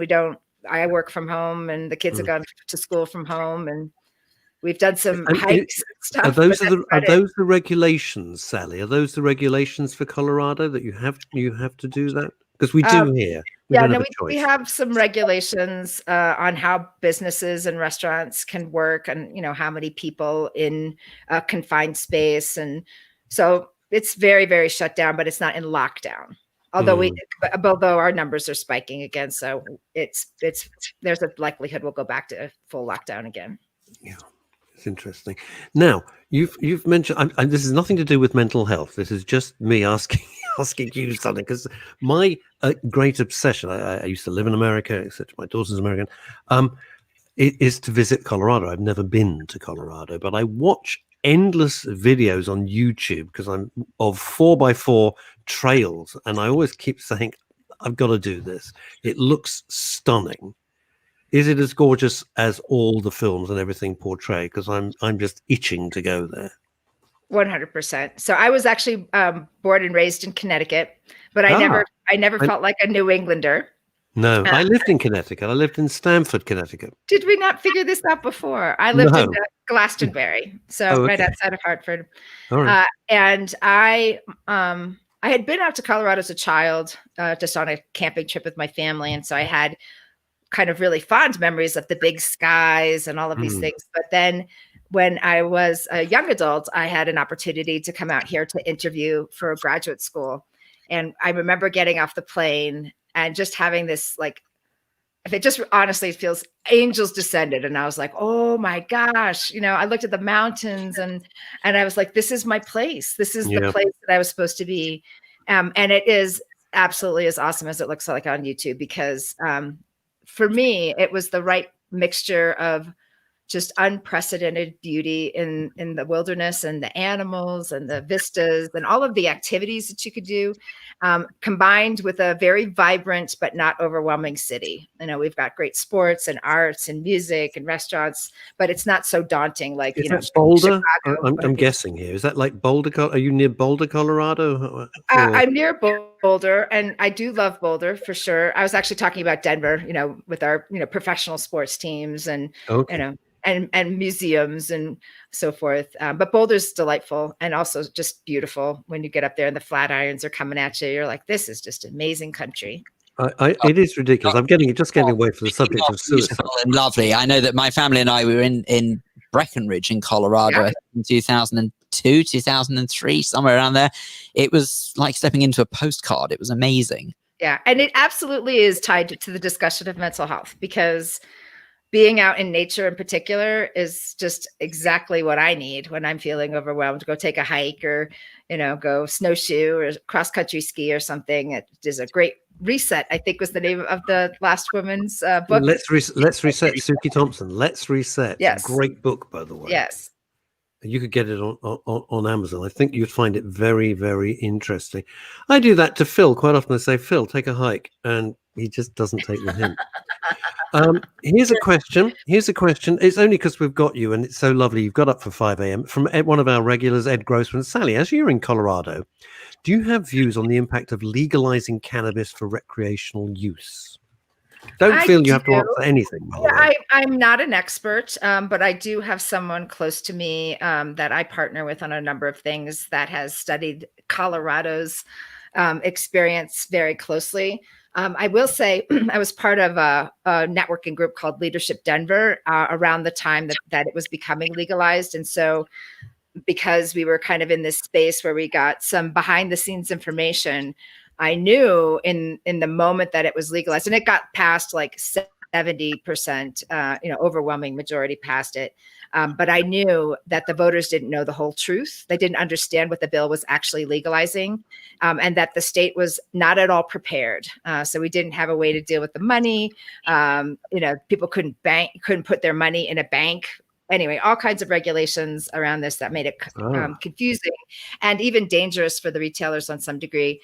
But the most important part that I've learned about this is that the way the legislation was passed, there was no regulation on the drug itself. And so over the years, first the botanists got a hold of it and they created like these super plants that were very highly potent.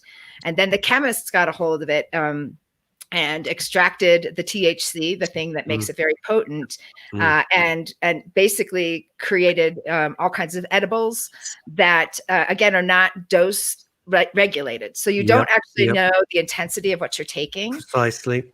Right. And so what we found is, there's all kinds of ways that cannabis is helpful for people. It's, helpful for pain and for some people for anxiety. But in these highly dosed edibles forms in particular, we are seeing a lot of acute psychosis that ends up in the emergency room. And we were seeing in areas where there was high concentration of youth using this, some link to suicide.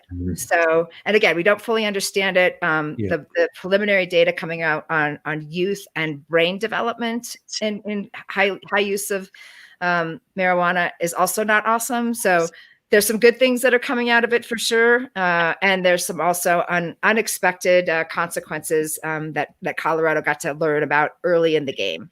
So I have a question for you.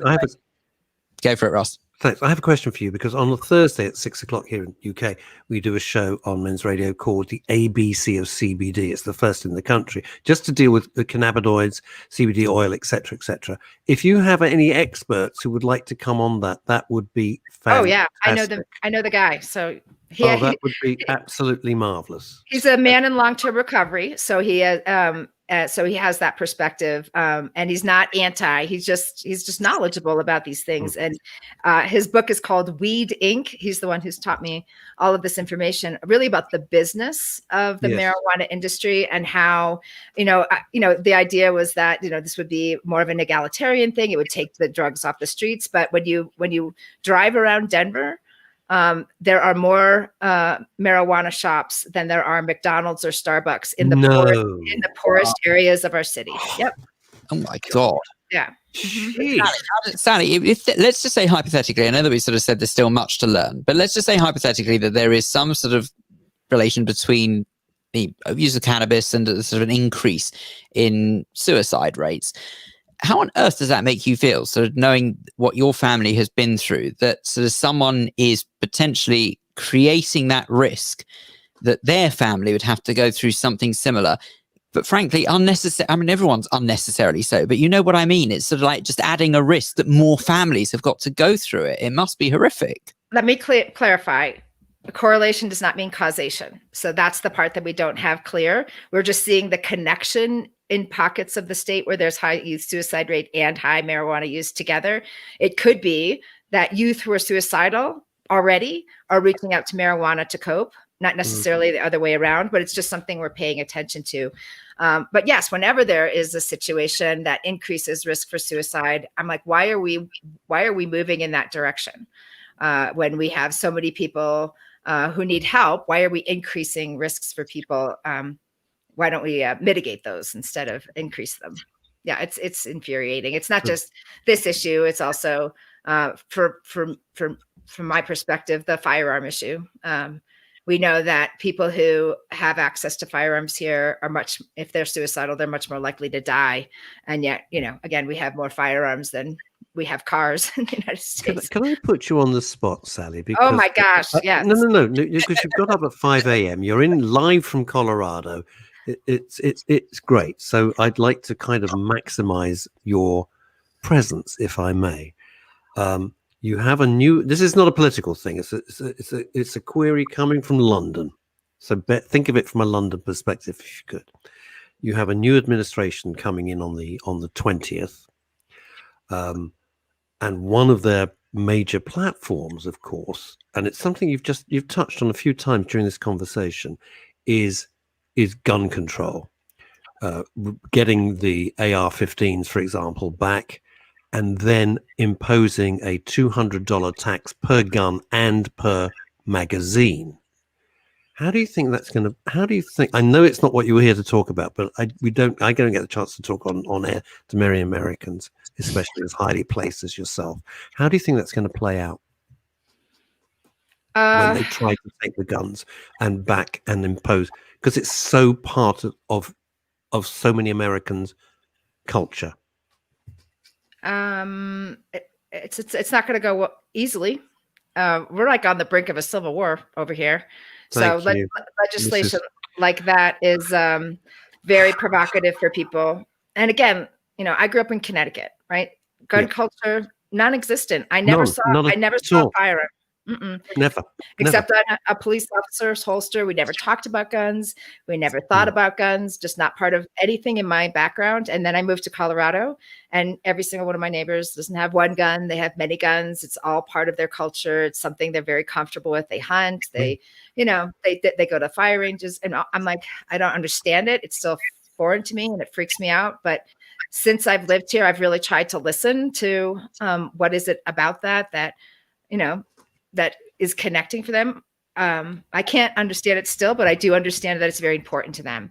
And it's something that families do together, and it's very meaningful. And I was also having a conversation yesterday with an African-American woman who, really thinks about her community's well-being through the eyes of social justice. And she talked about, in the United States, guns are really about power, largely. There's no reason you should have an armory of guns in your house for self-protection. And it's just a symbol and a feeling of power here. And so when you're talking about taking away guns, you're talking about taking away power. And that's something that, personal rights, The really classic example, of course, is that, don't get me wrong, in the UK, we absolutely have our own problems. I mean, you only have to look at London, and knife crime has just gone through the roof in the last few years. Let's not dwell on reasons behind that. Anyway, the point is that guns just don't really even fit into our thinking over here. They just don't exist. It's as far as we're concerned. And isn't it odd that people don't have any less sort of sense of power or entitlement with or without a gun? So it's totally symbolic, isn't it? Mm-hmm. Yeah. But anyway, I mean, I know that's obviously not what you're here to talk about, but still, it's you see, Sally, months ago, and this is to do with mental health as well. So I'm not going completely off piste, as you might say. Months ago, and I've been thinking about this a lot. And I love America. Everybody who knows me knows that. I've always been obsessed with it. And I was thinking, and then I thought, I'm going to say it publicly, which I did. And I thought that America is as near to the Second Civil War, which I had to study for my A-levels, as I could ever imagine. And I thought everybody would say, you're completely ridiculous. Have you lost the plot? And not one person, to my astonishment, disagreed with me. No, it's a very scary time here. It's a very scary time. I'm very sad, frankly, if I'm honest. So sad because it's such a fabulous country, and it's such a fabulous country. But it's interesting. It's this mental attitude, isn't it? There you were in Connecticut on the East Coast, where indeed I was as well, and then I spent a lot of time in California, and I never saw a gun. Right. Never ever saw a gun. Never had a conversation about guns. You don't see them anywhere. It's just amazing, and you think, "Oh, that's America," but of course, it's not. Well, and it's everywhere else. It's all the other states. We were already like a pile of dry tinder in our fragility and our relations before the pandemic, and then then we had all of the social unrest that happened all through the summer. We had many major natural disasters. My own home was almost burned by wildfires. We had hurricanes, and like it was a wild summer and fall with natural disasters. So all of these things layering onto one another, nobody is coping well. So then you have people pulling together in this insurgence as a way of feeling like they're connected and that they're doing something really important, and it's just really overwhelmingly frightening. Sally, I would far rather that we end on something a bit more positive, if that's okay. That sounds good to me. Guide us through some hope here. Time. So I think the fact that we should repeat that you have been a part of a team of people that has potentially helped anything between 250 to 300,000 individuals is most definitely the headline of this for my liking. Totally. Absolutely. Yes. And I really would encourage your listeners to go over there and kick the tires, because I'm pretty sure they've not seen something like this before. Mantherapy.org. The idea of using humor is a really important takeaway. If there are people out there trying to advocate for mental health, think about how to make it funny, because humor gets us to relax into the conversation. Could you give us that address again? I'm very pleased you said that, because that is, I think that Russ and my ethos for this program is that we must definitely try to sort of intersperse the serious discussion with a little bit of humor. You'd never know half the time, but intersperse it with a little bit of humor half the time, just to ensure that it's not as, well, frankly, depressing as it could be. No, that's right. And that you have both incredible gifts in that space. And so I'm grateful that you're doing this, because you are bringing in listeners to difficult conversations, because you make this conversation engaging. So mantherapy.org, you asked me to repeat it again. That's the place to go check it out.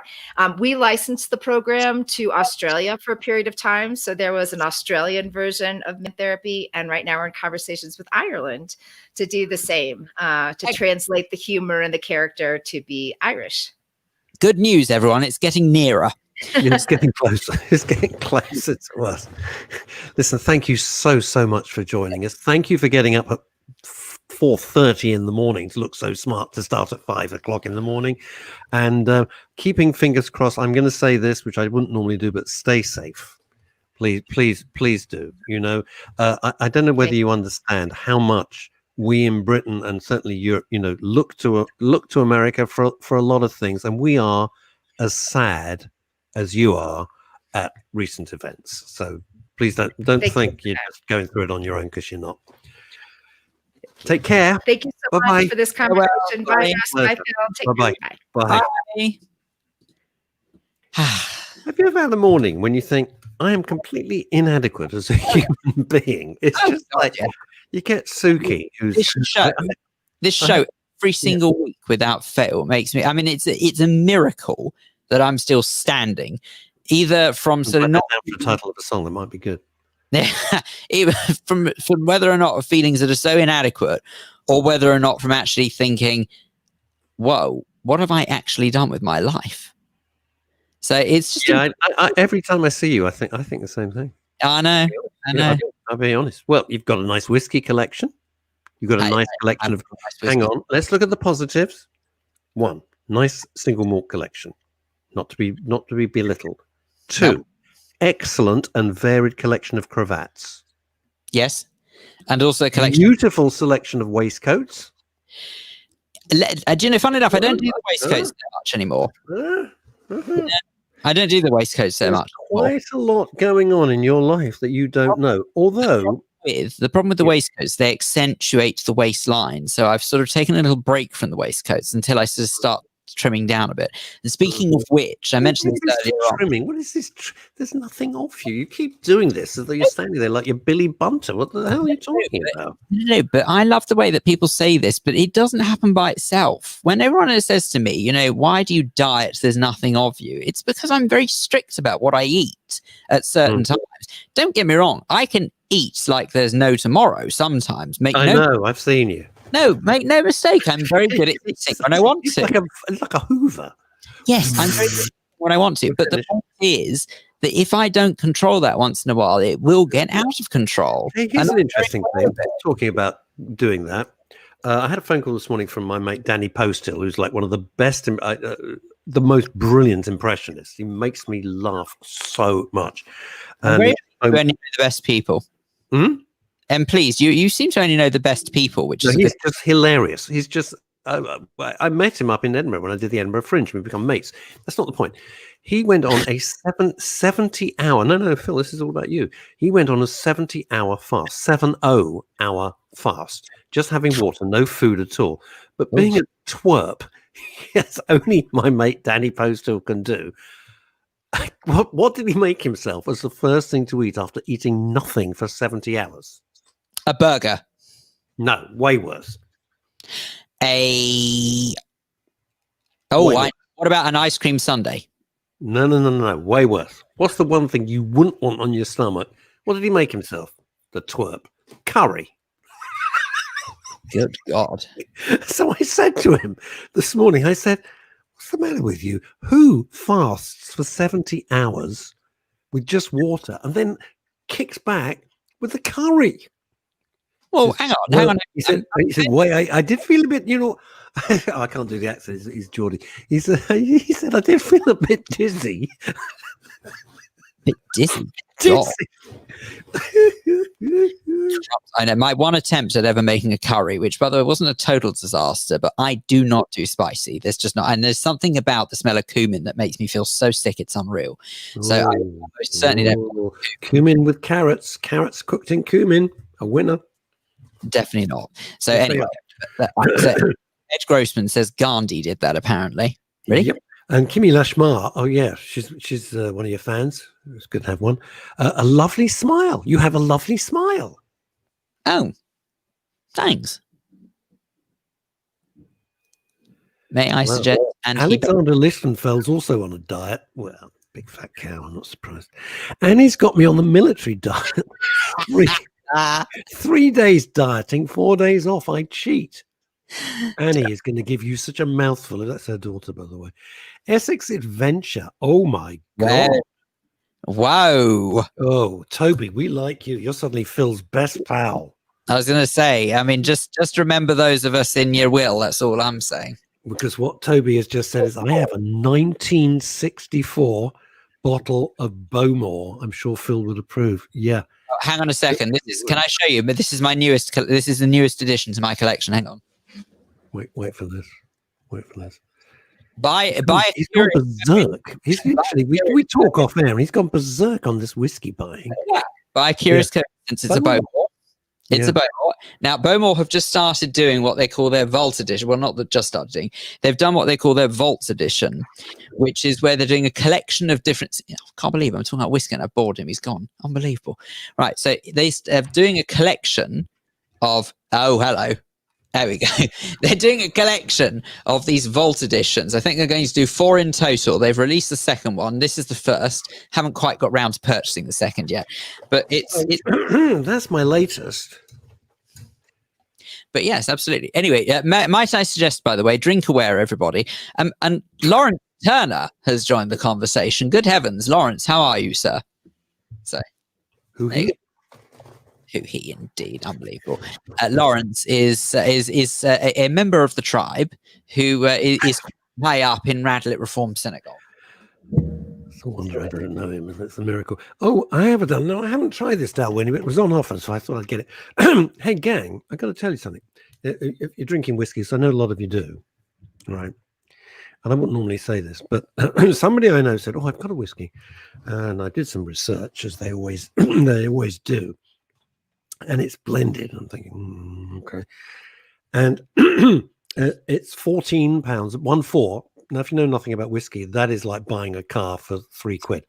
So I said, it's like 14 quid. Yeah, you got to try it. So I thought, I'm going to be polite, obviously.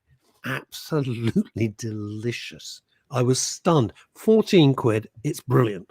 Absolutely brilliant. I thoroughly recommend it. If you need to know about it, just make a comment. Otherwise, I'm not going to plug it. But just terrific. I couldn't believe it. It was smooth. It was tasty. It was excellent for 14 quid. Go figure. Oh, hang on just a cotton picking second. What's this? Lauren says, good, thanks. You need to join at Radlett Whiskey Club.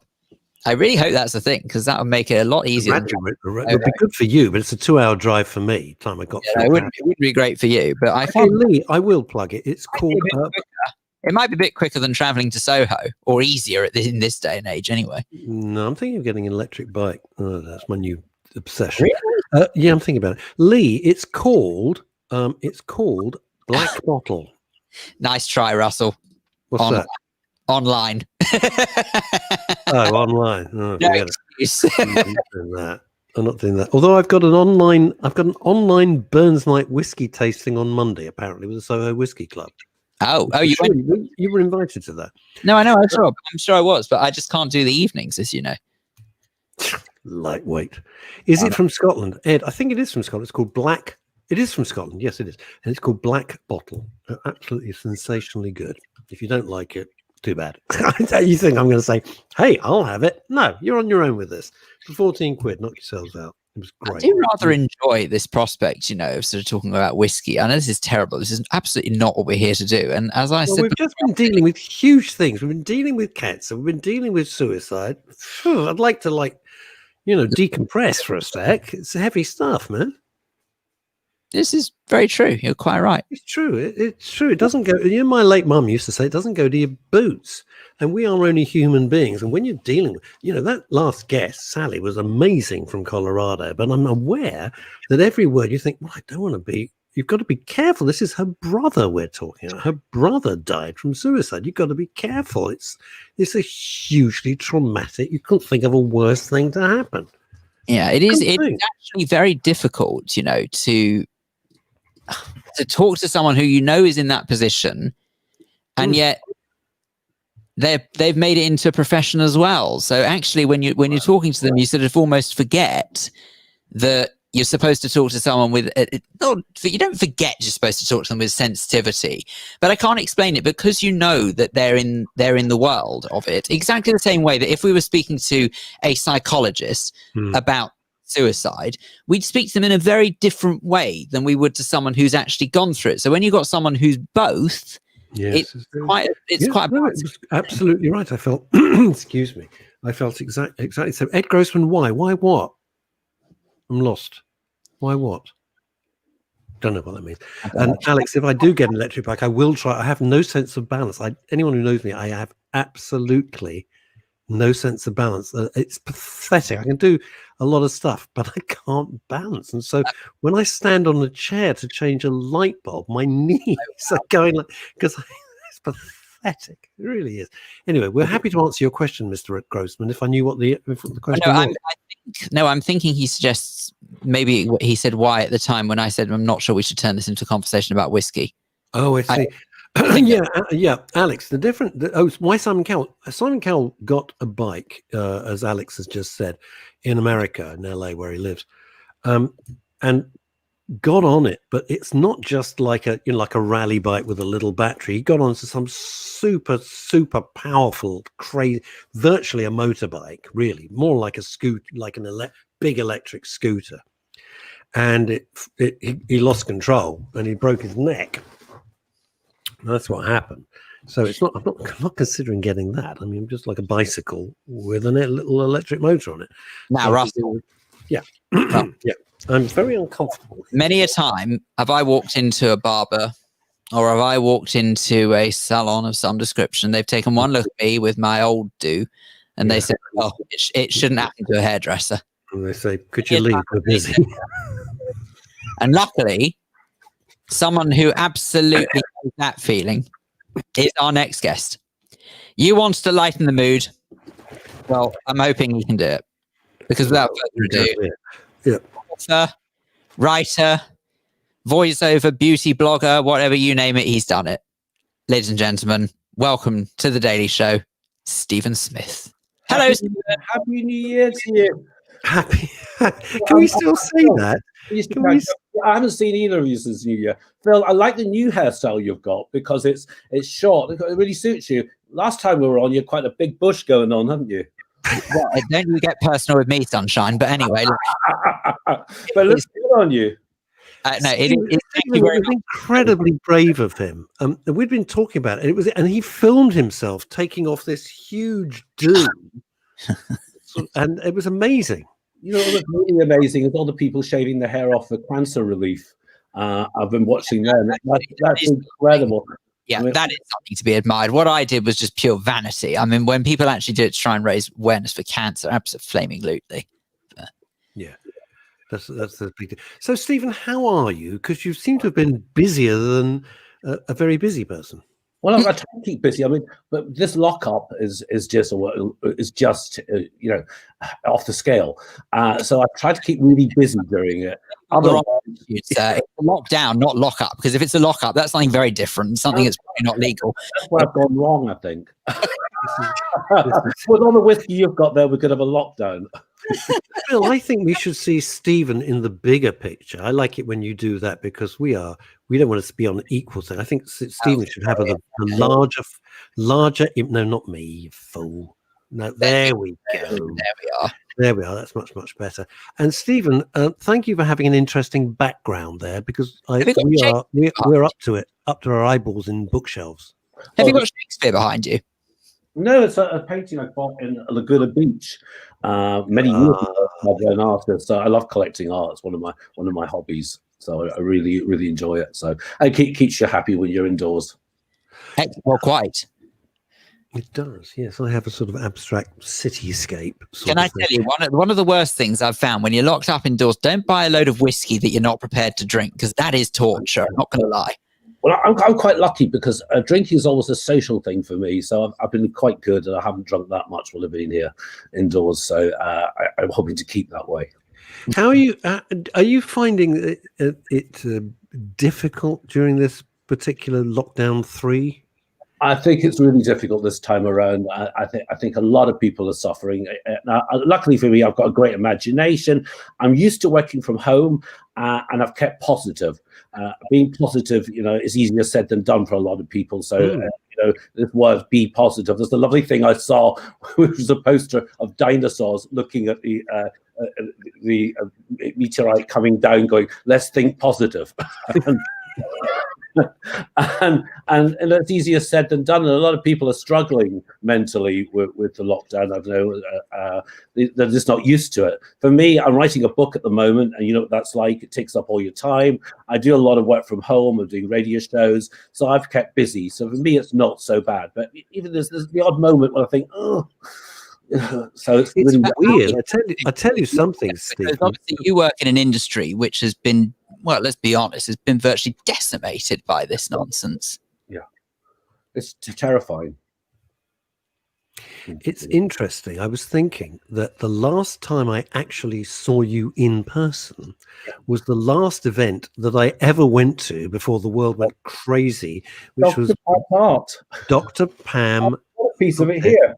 Dr. Pam Spur, who I'm so thrilled is now on Women's Radio Station, and it was her event up at the Century Club, and that was the last thing. And I arrived wearing.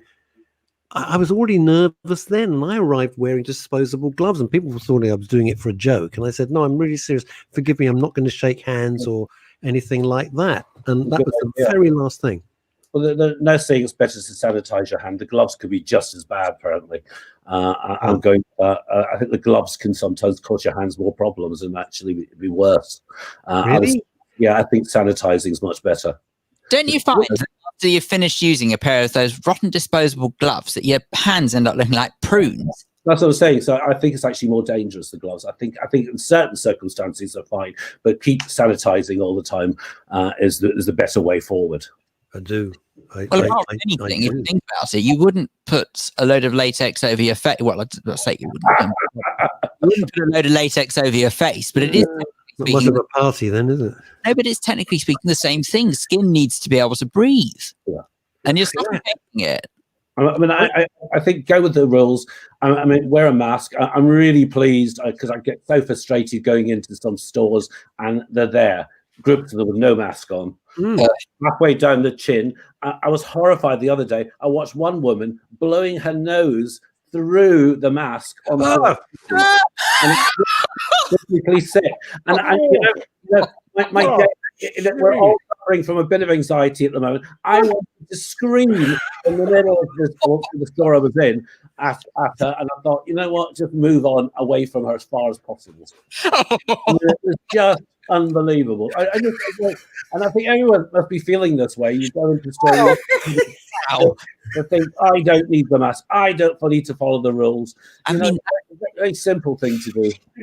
No, that's got to be a special kind of lunacy right there. There's another thing, Stephen, this is true. Somebody didn't have a mask, and this numpty said to them, I was told this, but the person who told me was always correct, and said, oh, took the mask and said, borrow mine.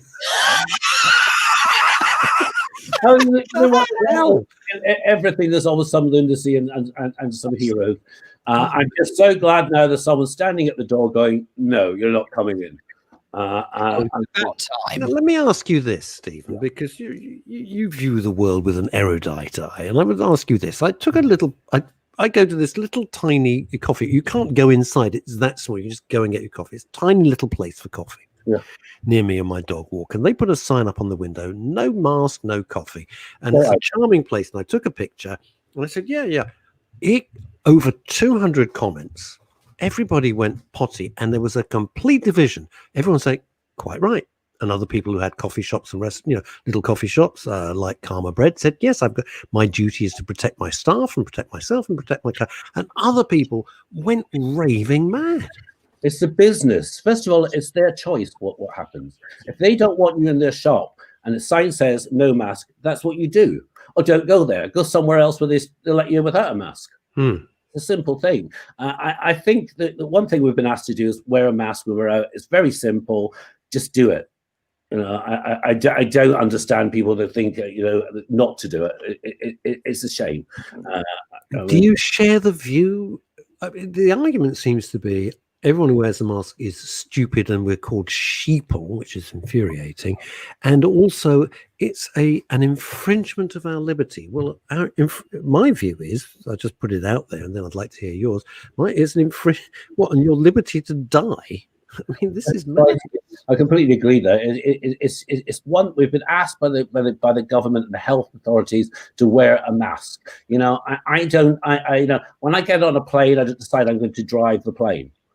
Because I don't know how to drive a plane. I'm going with what I'm told by the authorities, and I think it's the wise thing to do. I have 6 or 7 masks at the door, so don't forget them. I think it's easy to forget them. Absolutely, I have to go back and do the same thing. I completely empathise with Piers Morgan when he said he went in the taxi and forgot to put his mask on and got caught. It's easy to do, but I really think we should go with what we're told at this point. But Phil. I would have thought that the simplest thing to do is to remember that there are people who are far cleverer than we can ever hope to be. There are people who do this for a living, who know what they're talking about, who study this day in, day out. They are the ones who've advised us. This is not the government doing this. The government is following advice. That's what I'm saying to you. Would you get on a plane and decide to fly it? No, you wouldn't, because you're not qualified. So we're taking the experts' advice and wearing the mask, and that's all you're being asked to do. Then I haven't got any empathy for someone that doesn't want to wear one. But is it extraordinary, though? If you think about the way that sort of people are told. Sorry, Russ, I know that you're go on. I know you're trying to dive in here, and I'm sort of being a bit sort of gobby. But what I'm thinking is that if you think of the number of times that sort of someone might sort of think to themselves, I don't want to wear a mask. This is just an infringement, whatever. This is really annoying. I don't like this. Now, think of it in another way. I'd like to think most people know that you wouldn't go around and hurt someone, injure someone, or worse, kill someone. Okay, I would like to think most people wouldn't do that because level-headed folk wouldn't do that. But if you think of it like this, you're not wearing a mask to improve your appearance. You're wearing a mask because if you don't wear a mask, you could injure, you could affect, you could kill somebody. Because they're now saying even you're showing no signs of the virus, you could be carrying it. It's not a case of I have a cold, so I'm staying in now. You could be walking around. I have a friend that's having chemotherapy at the moment that I would like to see. I'll meet in the park, but I stay away because I don't know if I'm carrying the virus. We just have to be sensible and grown up. And your friend will have a low immune system at yes, this of course, at this point in time. Around low immune systems right now, we just can't be that selfish. We need to wear the mask when we go to the stores. We need to come home and take a mask off. Great, and it's very simple. I mean, I feel sorry for the people working in shops that have to keep that mask on all day. People working all over the place that keep the mask. I feel sorry for them. But the 10 minutes I have to wear it, I have no problem. It's not the thing is, Stephen, the truth is it's not a big ask. You're not saying to people, from now on, you have to hop to Tesco's. You can't use both legs. You've got to hop. It's going to be stupid, but you're not. What are you saying? Put a piece of fabric over your nose and mouth. It's not that tricky. What is it? What is it? I'd like to now. I had to have my car MOT'd because you have to, because otherwise I can't get it taxed. And if I can't get it taxed, I can't use the car even for the smallest of journeys. Right? It'd be illegal. And so, of course, I had the great thing of having to take it to a garage yesterday, which made me really nervous. Naturally, none of the guys were wearing a mask. The one who was had it down there because he had a fag, as you'd expect. Of course, they're all lads, right? It's my local garage, and they're very good. It's a little tiny place. And of course, when I got back in it, I was wearing gloves, and I just wiped every surface you could, because I was and I thought, am I being stupid? But the guys are touching other cars. I don't know what the owners are doing. They're not wearing masks. They weren't actually wearing gloves. And I disinfected the steering wheel, the gear lever, the door handles, like everything I could find that they may have touched. When I get my coffee, because I keep supporting my local coffee shop, I bring it back and I pop it in the microwave for 30 seconds to kill any germs on it. Because there's stories of people going into coffee shops and picking things up from the lid. There's a case down in Cyprus at the moment at one coffee shop where 3 of the people tested positive. So I still want to go and support my local coffee shop, but I want to feel safe. So I basically take it back and put it in before I start drinking. So you're right. That is so unthought of that. And do you know, when we were allowed to, briefly over the summer, when we were allowed to go to restaurants, and Russell, you'll remember this because you and I even went out for lunch as well. And I can't believe this actually, because you are sort of more careful than I ever am, possibly thought I was a touch bonkers when I took my own cutlery with. I will not use cutlery at a restaurant. I mean, obviously we can't use restaurant, but I won't use cutlery at a restaurant at the moment. You know what? We're so British, aren't we? We're all feeling guilty about everything we do. But I think do whatever makes you feel happy in this era. If you want to take your own cutlery, if you want to take your own plates, do it. Providing it's not harming anybody else, go for it. I've got my own cutlery set now. I followed. Yes. Oh no, I got it months and months and months ago, and I've taken it out, and I don't have any problems. Tell us about your regular series, your blog that you do. Yeah, so I want to talk about that. 2 years I started a series called Tales of a Single Middle-Aged Gay Man. One of my friends recently messaged me going, I was reading it and thought this is a bit deluded because I'm really 60. 60's not middle-aged, but for me it is. It is if you live to 120, it's fine. So there you go, it's not a problem. I'm calling it middle age. So I started this series based on I experienced a bit of ageism, and so I started a series that was a bit different. It wasn't just a column whinging on about this, that, and the other. It was a story. I didn't like Sex and the City, so I had my friends involved in it. I changed their names so the guilty wouldn't be. So I started it, and the first one was about ageism. Then it was about women saying "I love all gay men," and it became a success. That saying, I just love the gays, Even my nephew's intelligent enough to know that they're just the same as anybody else. There's good and bad. And, So I started writing this series and it became really popular. And it's now I've been in podcasts in Australia and America talking about it. It's you know, it's fun to read because again, it's a bit like Sex and the City, so they get to know the characters. I've got Liz, which is basically one of my best friends, who's a high-powered businesswoman that's always out there. So it's not just about LGBT. I've integrated characters, so it's been a lot of fun, and yeah, I've enjoyed writing it. Let me ask you a question. By the way, Kimmy Lashmar says nothing wrong with being 60. Kimmy, age 60. I know. I thought it was funny too because I think Joan Collins said the other day she just doesn't feel an age. I never understand when the first question people ask me is, "How old are you?" I think, well, you know, I ask how fat you are. You know, I just never understand it. To be fair, though, I mean, with respect to Joan Collins, who I'm not just saying that I say this because I want people's opinions to be one way, not the other. I was actually lucky enough to meet her once, and she was one of the most down-to-earth individuals. Seriously, I was so convinced that she would be a bit like, what was the character she played in Dynasty? Alexis. Yes, I was so convinced she'd be like that. Nothing, absolutely nothing like her. Anyway. Phil, have you ever seen her interviewed? Go on YouTube by the Australian presenter. She tore him to pieces. No, I didn't see that. But no, she looks incredible, and you're right. She's a Gemini like me. I was going to say that with respect to Dame Joan, yes. I'm not surprised she doesn't feel her age because I'm not convinced that any two parts of her are the same age. But anyway, you're brave. What? Excuse me. I don't think she watches. She might do. You never know. So the column was basically is to get people talking about issues without ramming it down their throat and making it amusing. Yes, as to say, it's something a little bit different out there rather than the columns that are just about issues with the LGBT community. Yeah, it has been very popular. People like it a lot, but then people like you a lot. So I think the two go hand in hand. Let me ask you a question, which I know you weren't expecting. This week, there was a who. I don't want to be stereotypical about this, but I'm interested in your view from your perspective. This week there was a big hoo-ha. A writer called Russell T. Davies, who's a very powerful, influential writer, came out and he said that gay roles should only be played by gay actors.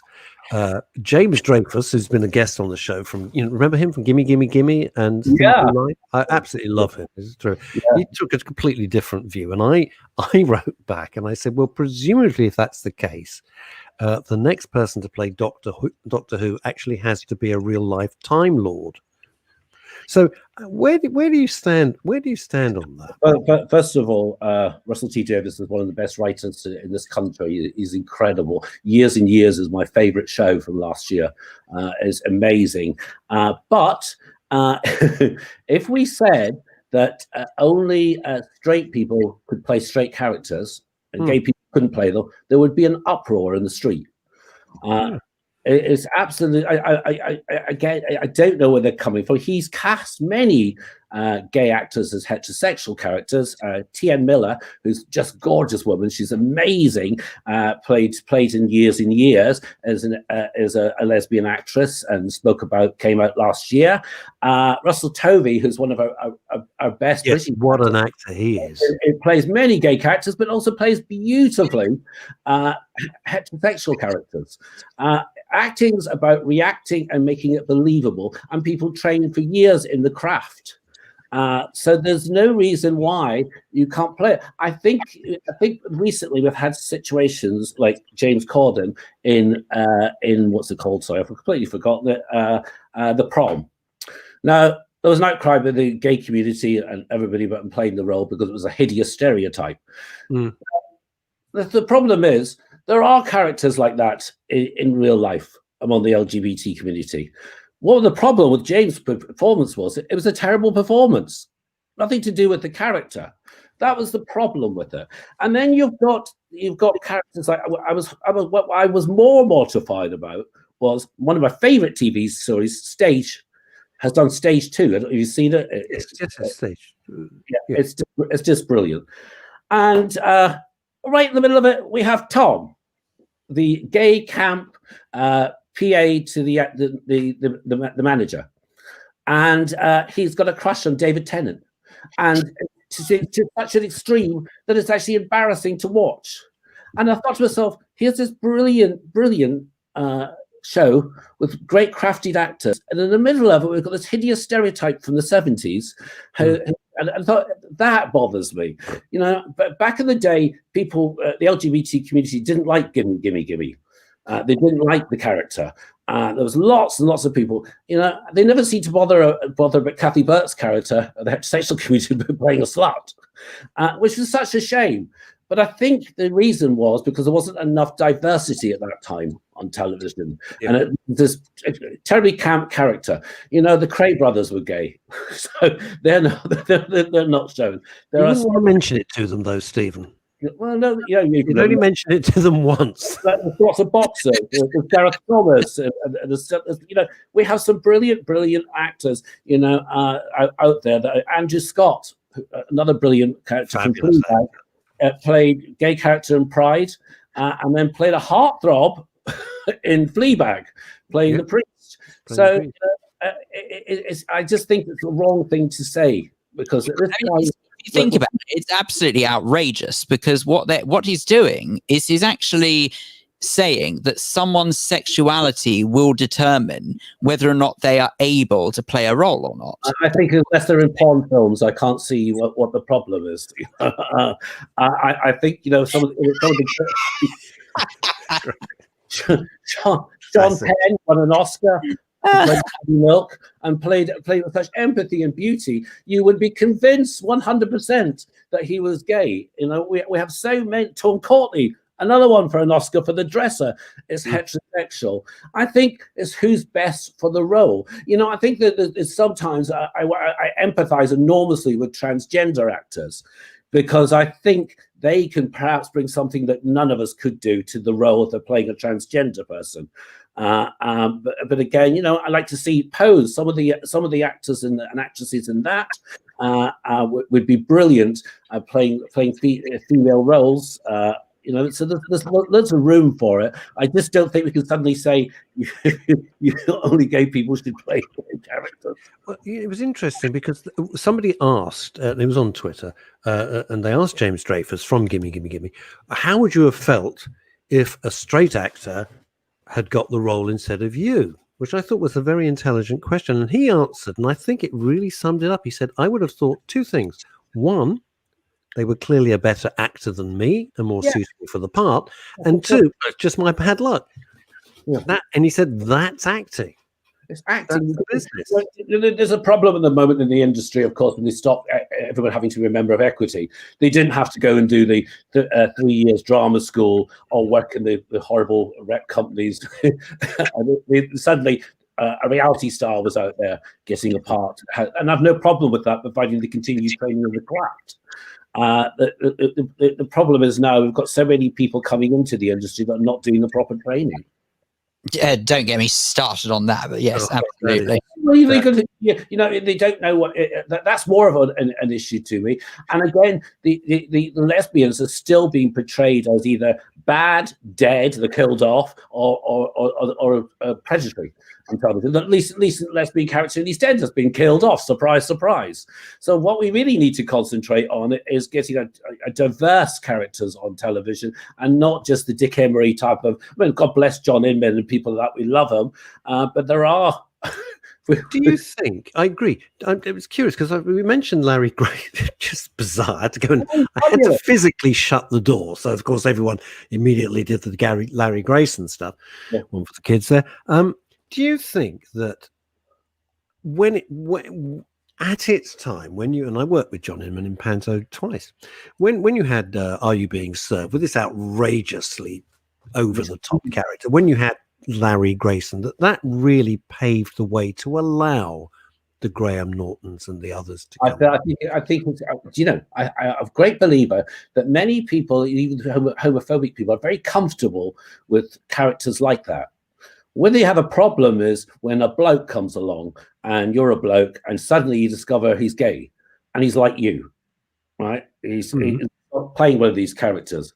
Yeah. I think they have issues with that. I think there's always been an interest in characters way back that are flamboyant because they can, that's all right, it's acceptable because it's not making me uncomfortable. It's not making me question my sexuality. Interesting. Sam Munro's just said Danny LaRue. I also worked with him, Panther. Yeah, that's went back to the You know, these very over the top. Very comfortable with that, because it's something that you are not. I think even the gay community are quite often uncomfortable with the feminine characters or anyone that's over the top. There's a lot of homophobia among gay people for this type of character, but they did help. Explain. Oh, I've got to stop you there. Explain that. That's really interesting. Homophobia among the gay community, because they're told from a very early age they're wrong to begin with. There's no one ever says, "Oh, well done, you. I'm glad to have a gay son," right away. It's either, "Oh God," So right away, most of the LGBT community will have some kind of mental health problems due to the way they've been treated. Come what may. Well, how you deal with it is up to you. So then what happens is a lot of the community can be very homophobic themselves against other gay people. So the joke about only gay in the village is quite true for some gay people, and they want to be the only one. Equally, they don't like effeminate. You'll see, don't like effeminate on profiles of people because they can't quite cope with it because they're frightened they're seen as that themselves. That's so interesting.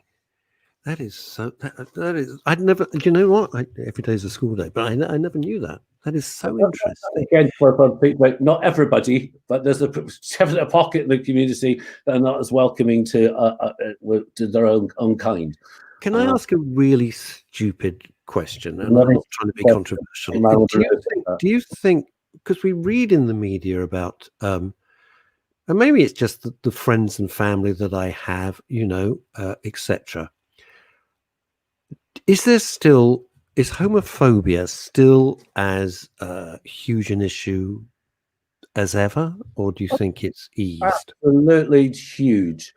I go into the schools, and I'm a diversity role model.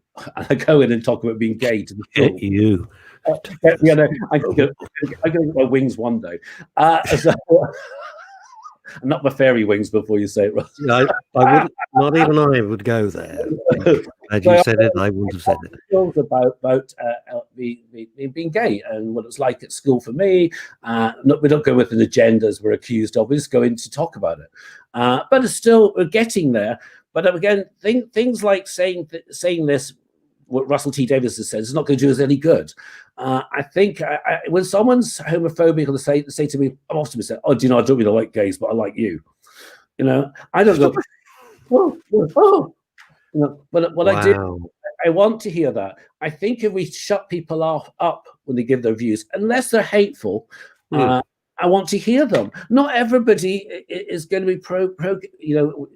There are so many homophobes out there every day, and people that are nice that just say stupid things to you. I mean, often within 5 minutes of meeting me, they go, "Well, you're gay, are you?" And I think, oh my God, I've jumped out of planes, I've climbed mountains, and the first thing they see in me is gay. I'd like to get to the stage in life where you just see a person. This is the point. This is the point. Sen, I'm going to read a couple of points because you've really motherload here. I don't care about anyone. Sen Monroe, who's got a new movie being made now, is a very nice guy. I don't care about anyone's sexuality, only their religion, or color of their skin. Only their intentions matter. Russell. Yeah. Hello, I'm so sorry to interrupt. Might I just say that standing in the wings, we do have the lovely Chantal Ricard. Now, for the reasons I'm not going to bore you with on air, you're going to forgive me. I'm going to drop out, which I will explain to you afterwards, Ross, why I've done this. Please forgive me. I have a very good reason. Chantal is standing by. Here she is, everyone, just to prove here as well. Hi, Chantal. Hi. Nothing personal, but I need to go and speak to somebody who needs me, so please forgive me. You're just bored, aren't you? You're bored. This is bored. This is what it is. He's bored. Now, hello, Chantal. Hello, and lovely to join in the conversation. Hello, Steve. Please do. I think you two would get on. It's interesting. Now, my cousin Francine, who I forgot her birthday, Chantas. I forgot her, but I'm in such deep do. I can't even begin to tell. Not good, my friend. But she's really like my sister. It's not. I don't have any brothers or sisters, so I always think of her really as my sister, which I do. And goes, my brother-in-law is gay. They live over in. Her brother-in-law is lovely. Been married for ages. They live in Boston. They are hilarious. The two funniest people. My brother-in-law is gay and finds overcamp annoying because neither of them are camp at all. You know, you need them. No, that's what I was talking to you about. This is what I wanted to come back. They don't want to be labelled camp. And I embrace camp. It's a complete, one of the things I say at diversity role model, sorry, Chantal, is if an alien arrived on the planet and they said, show me a heterosexual man, and I took them down to Chelsea football ground during a match and pulled a bloke out with a Union Jack T-shirt, smoking a fag, talking about Brexit, you'd be horrified if that's what I was introducing as a heterosexual, wouldn't you? Would be great. So it's the same. Try living by the Millwall ground. Or whatever, crowd. You know what I mean? That bloke that's out there, all right, mate, you know, and this is what heterosexual looks like. The people go, no! So it's the same sometimes when you bring out, you know, I was upset at Bag of Chips on Good Morning Britain when we had the Pride issue there, because she came on, and it was a wonderful moment to get Pride on television, and she came on and said, what was Pride Touch? She said, oh, love, she said, you know, you're in Soho, you've got your tuppenny bits out, you've got a fag in the mouth and a pint in the other hand, and you're scored. I thought, oh my God, that was a moment that so many young people sitting at home. So anyway, I did an article on her and just said, I love the talent, I love RuPaul's gang, they're amazing, but they've got a treasured moment right now. RuPaul's so big, but they could actually be saying things. They can be ambassadors. Don't go on Good Morning Britain and talk about your tuppenny bits. Talk about Stonewall or something that was going to be productive for that boy or girl that's sitting at home with their parents who wants to come out because they have a huge responsibility. That's what I have issues with. I totally get that. And Chantal has followed the show for ages. And Stephen, we're just going slightly off piste, Chantal. Is that all right with you? No, go for it. Go for it. And it's a great conversation. One of the things that has always shocked both Phil and I when we've been speaking to guests, and especially because there's one of the things we've been talking about suicide today, and it was this, that when people came out to their parents, and this goes against everything that I believe with every fiber of my body, where they came out to their parents and their parents threw them out of the house. Yes. And they've ended up on the streets or had shocking lives. And I'm thinking, what kind of parent would you be? I find it so, I'm kind of getting emotional now. I just don't understand it. I don't. Stephen, Chantal, what you know? Well, thank God times have changed, is all I can say. I only saw my father cry once in my entire life. And it was the day that he found out that his twin brother was gay. And I saw him at the kitchen table. I mean, I still, you know, the picture of it is burnt into my mind of my father with his head down over the kitchen table, with his head in his hands, just sobbing his eyes out. Wow. And it certainly had an effect on me. I was a young teenager at the time. I didn't really I sort of got it, but I didn't really get it. I didn't quite understand what the whole process was in terms of how he had taken it, which clearly at the time was incredibly badly. But God, things have changed. But I was really sorry to hear Steve say, 10 minutes ago or whenever, that he still thinks there's massive homophobia out there, because that really upsets me. If that's still the case, it's appalling and it needs to be stopped immediately. How many streets do you think it'd be safe for me and my partner to walk down with my arm around them? Well, I simply don't know the answer to that. I mean, I think in London, I think it would be, in most of London, it would be absolutely fine. In London, you'll get queer or something shouted at you. Seriously? Let's just go up. Yeah, of course. There's all some let's go out of town a little bit and go up to Bradford or say Manchester or Scotland or something like that. Dear God, you're taking your life in your hands. So that's astonishing. You see, I'm with Chantal here, and we're not exactly shrinking violets, the pair of us, and I'm shocked. Yeah, that shocks me.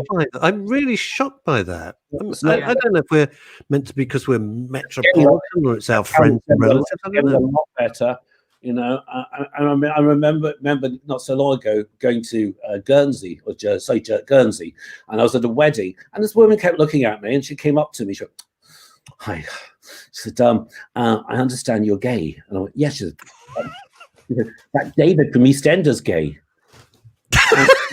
and I said to her, I looked at her and I said, "Thank you." I said, "I'll look them up in the book," and she went, "There's a book?" And I went, "Yes." And she went right off to tell her friends, without getting the irony of the whole thing. Extraordinary.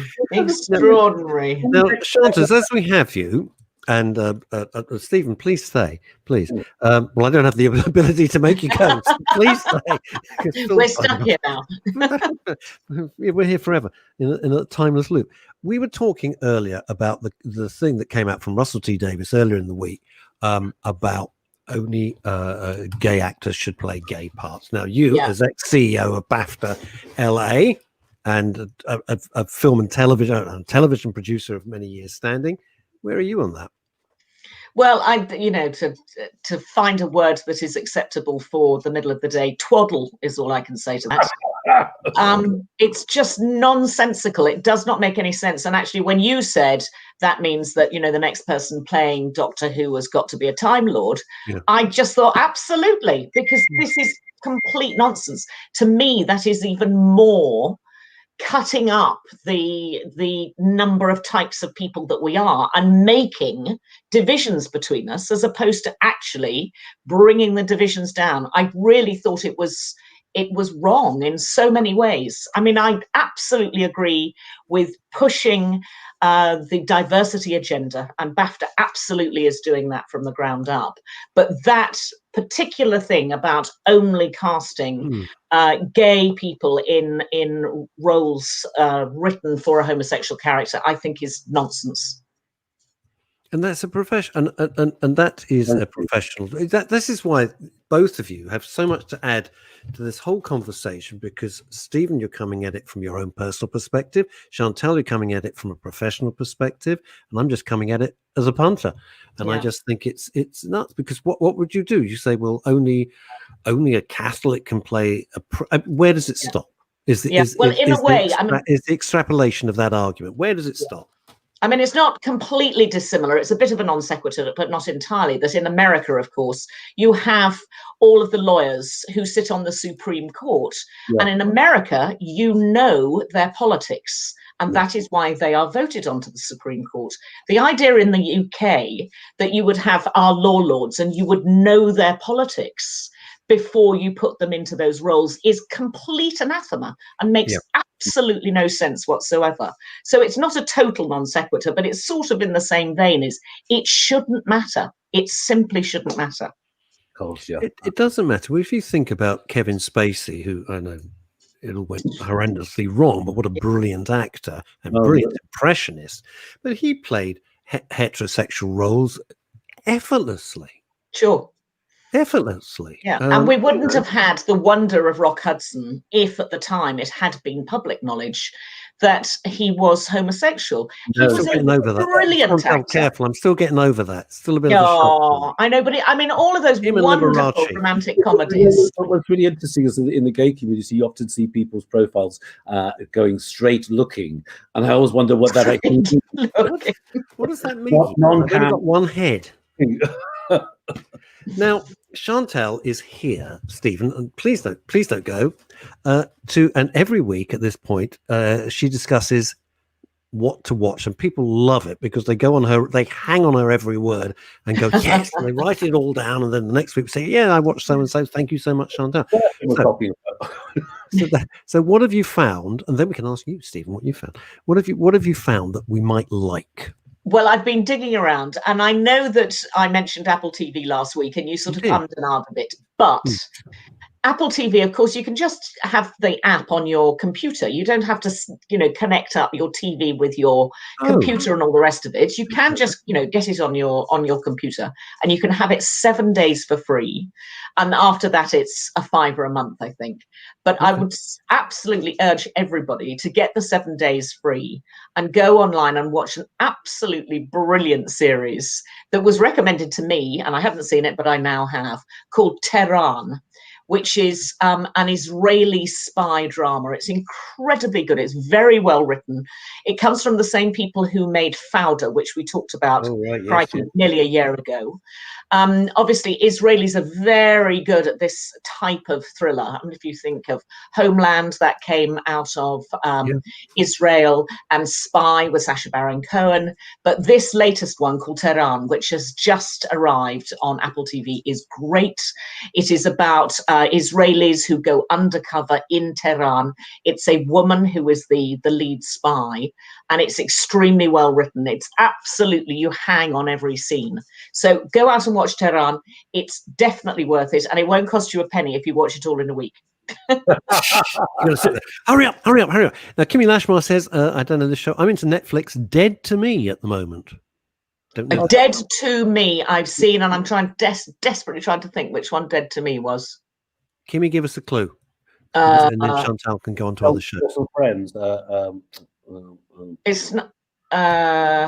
Have to hurry you or have to No, pass we've it done over it. to the other I think team? we've done Dead to Me, but I cannot think which series it is, but I'm almost sure that we've talked about it. I was channeling my inner Jeremy Paxman there for a second. Yeah. I wanted to find something sort of soapy and syrupy. And actually, the first time, this series I'm going to tell you about, when I arrived in America, this was just coming out and everybody went crazy for it.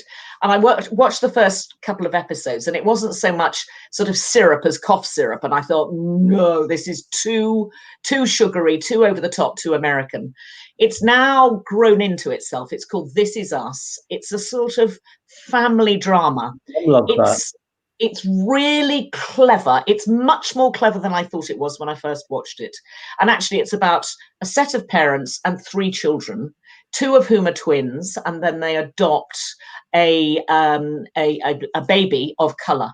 And the triplets grow up together. Sterling K. Brown plays the man of color. It's incredibly well written, much more classy than I thought it was when I first watched it. But now there are 5 years worth of it. It's absolutely, if you want something literally just to sort of indulge in, it's on Amazon. Go and watch it, and it's called This Is Us. Kimmy Lashmar's come back with a bit of a help.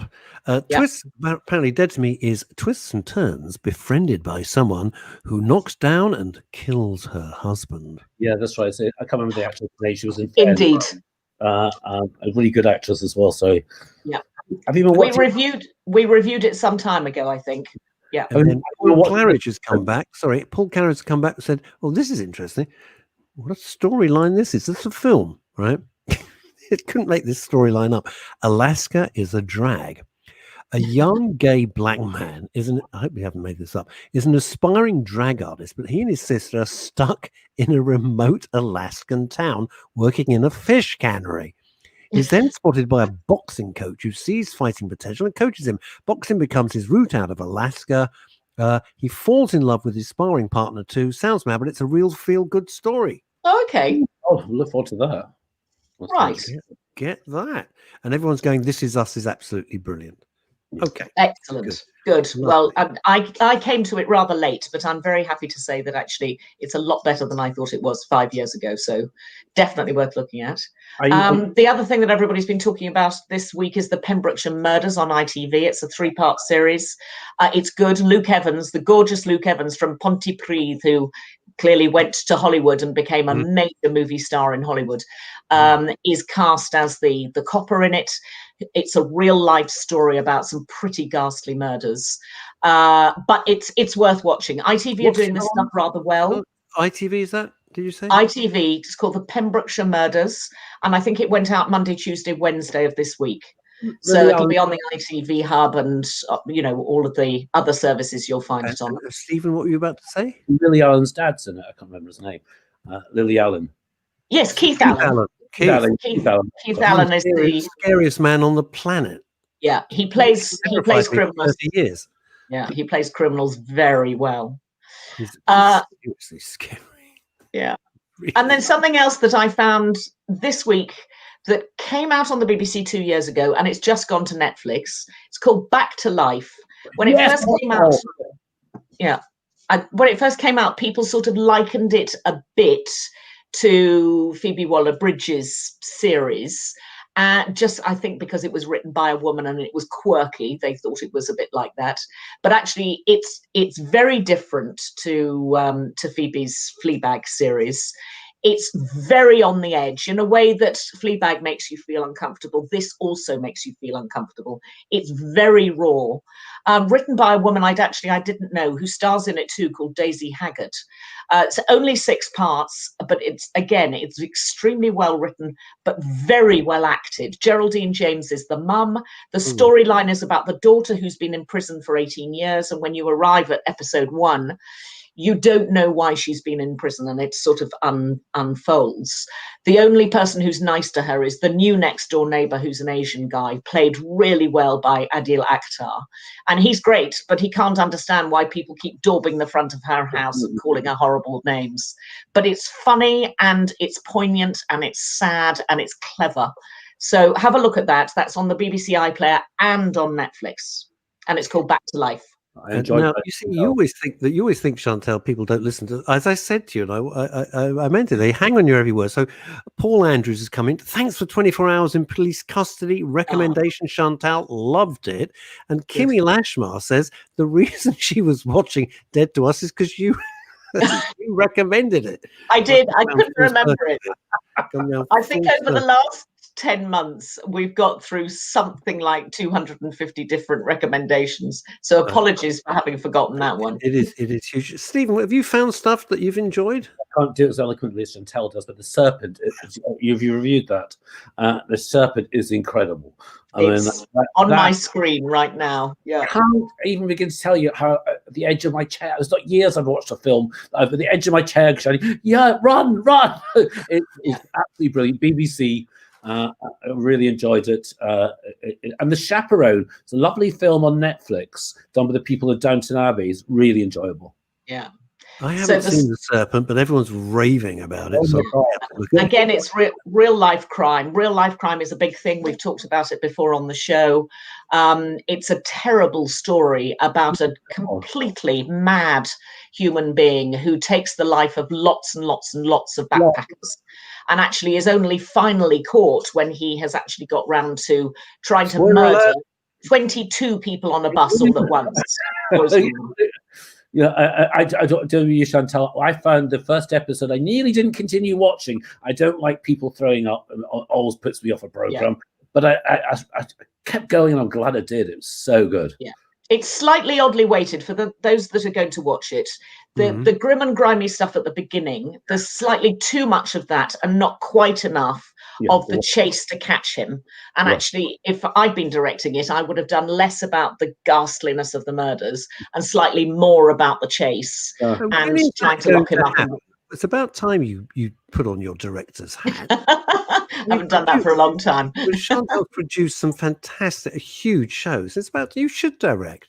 I did direct. I did direct a long time ago, but I haven't directed for a while. So anyway, maybe I'll sharpen that pencil again and see what comes of it. I totally think you should. Do you know? I have to say, this lockdown has put me in a sort of mental space to both of you that I can't concentrate on TV, which is why I'm watching a lot of. I was saying to our guests from Colorado, I'm watching a lot of travel stuff in Colorado because you're sitting at home, nice to look out, and I found myself watching these really kind of schlocky 1950s black and white American movies, and I'm loving them. Oh, I'm loving them. But I came across one. Now, the way that it was touted, if you like, it was just rubbish, and it was strangely very moving and very powerful. It was the height of the Cold War. It was built, and the film was made in 1953. And a group of people meet in a bar in Manhattan. They're sitting there, and America is invaded. Kind of timely, isn't it, really? And it's not said by whom, but you assume obviously it's the Russians, and they start to drop A-bombs and stuff like that. And they all try to get back to different parts of America to be with their families or their business. It's really, at the end was hokey. I mean, the end was absolutely dreadful.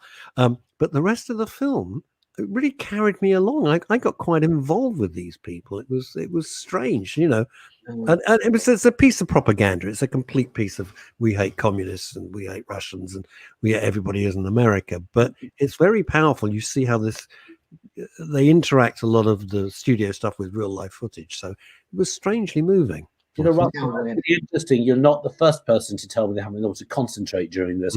And several friends of mine say, "Oh, I've been recommending series. So, I can't do that. I'm on YouTube watching bits because I can't concentrate for long." Yeah. I'm quite sure of the psychology of that, but you're not the first person to say that. Yeah, I have to say, I mean, I'm getting slightly off topic, but but even I'm having trouble watching TV. I mean, I can manage. It sounds so pathetic considering what I do for a living, but I could manage like Death in Paradise, which I really love. Yeah, back on BBC One. Still great. This is series 10, I think. Episode 2 was last night. It was fun. But I can't, you know, I think, well, I must watch The Serpent. I think I can't commit myself to this. This isn't me, but it's how I'm feeling. It's weird. No, I feel exactly the same. I'm sort of more looking for things that I can dip in and out of. Something that you could watch that's completely silly, very anarchic, don't have to concentrate at all, just sit and laugh or be offended if that's what you want to do, is The History of Swear Words on Netflix. Oh, is that good? It's just bonkers. It's just a half-hour piece of bonkersness. And it's fronted by Nicolas Cage. That doesn't make any sense either. That's and great. How mad is that? He doesn't so much F and blind as F and F and F and F and F, because they take one word in each of the 6 half hours. So it's completely crackers, but there's quite a lot of history in it. It's quite fun. Watching very famous people using very bad language somehow always, you know, evokes this sort of slightly nervous laughter. It's funny, you know, and if you really don't have to concentrate, but turn it on anyway. So Russ yesterday said to me, "Have you watched The Circle on Netflix?" So I turned it on. No, I'm glued to it. So I watched the whole lot. Thanks, Russ. Oh, my pleasure. Now, Kimmy Lashmar said The Repair Shop. And now, I remember months ago, or weeks and weeks ago, you said The Repair Shop. And I sat there going, oh, I don't think that's for me. Oh, bloody love it. Absolutely love it. What a charming, delightful piece of television. I know. What's The Repair Shop? I've never heard of it. The Repair Shop. It's basically people. Well, you explain it, Chantal. I mean, you. No, well, it's one of those lovely factual entertainment programs from the BBC, beautifully made, wonderfully cast, and they've set up a repair shop, and people have something, a piece of bric-a-brac that's part of their family history. They take it in; it's all smashed to smithereens, and these wonderful craftsmen bring it back to life, and it is just beautiful in every way. It is. Yeah. Back on the BBC, and absolutely should be watched. We've talked about it a lot on the show. And for people, I blubbed. I don't mind telling you. This woman, and she's suffered from cerebral palsy all her life, and she's not in the best of shapes. And she brings in a thing. Oh, please, everyone will know what it is. I think Wheelie Bear, she called it, and it's a bear that's on wheels, and it's in terrible condition, and it helped her to learn to walk. Because of her illness, and they bring back this thing, and it turned out to be a stife, by the way. Yeah, pretty big on wheels, and they restore it to perfection. Oh, when they take the cover off, her face, it was so beautiful. I mean, it's stupid, but I'm thinking this really shows what lockdown has done to my mental health. I'm getting totally involved. It was so beautifully. Just great. Paul Andrews is saying, yep, The Repair Shop and Gone Fishing show a sea change in what type of programs are working for a certain age group. Refreshing, and I'm sure flag bearers for more to come. Paul, you're absolutely right. And I tell you what, that was magic. I don't know how that happened. It wasn't me. Look at that. Another thing that you might like, Chantal and Stephen, is the bidding room. Now, the bidding room is quite sweet. Again, it's a sweet little thing. They bring in something, show it to this expert, and he goes, oh yes, this is a glass, but how much what's the history, well, how much should I ask for it? And they go into people who buy all this stuff. There's 4 experts who are quite funny in their own way, and then they offer them money, And so you've got the history of the object, what it means to them, whether the people are going to buy it or not. It's just but it's hosted. Brilliantly simple format. It's Chantal. How do you think about this as a producer? The host is Nigel Havers. Really? I love Havers. Nigel Havers. So Nigel Havers, he can't help but be theatrical. So it's like, hello, Chantal, and tell me, what have you brought in today? It's just he's trying to be normal, but he just can't because it's Nigel Havers. That channel definitely knows its audience. That's for sure. I tell you what, it really was. Oh my God, my cousin's just said, Michael, that's her husband, is now watching. They live in Mill Hill. What are they watching? A farming program. A farming program. I'm only laughing because anybody less like a farmer than Michael, you could not imagine.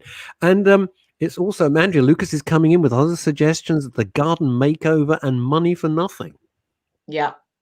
Both extremely good. And let us not forget that one of the reasons for doing this piece on your show is that actually telly is there to help you feel better. And if you're feeling really rubbish, go and find something that uplifts you.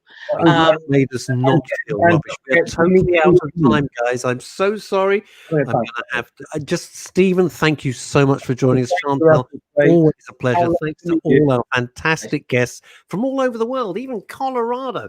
It's been great. We'll do it all again on Monday. Until then, bye-bye. Bye.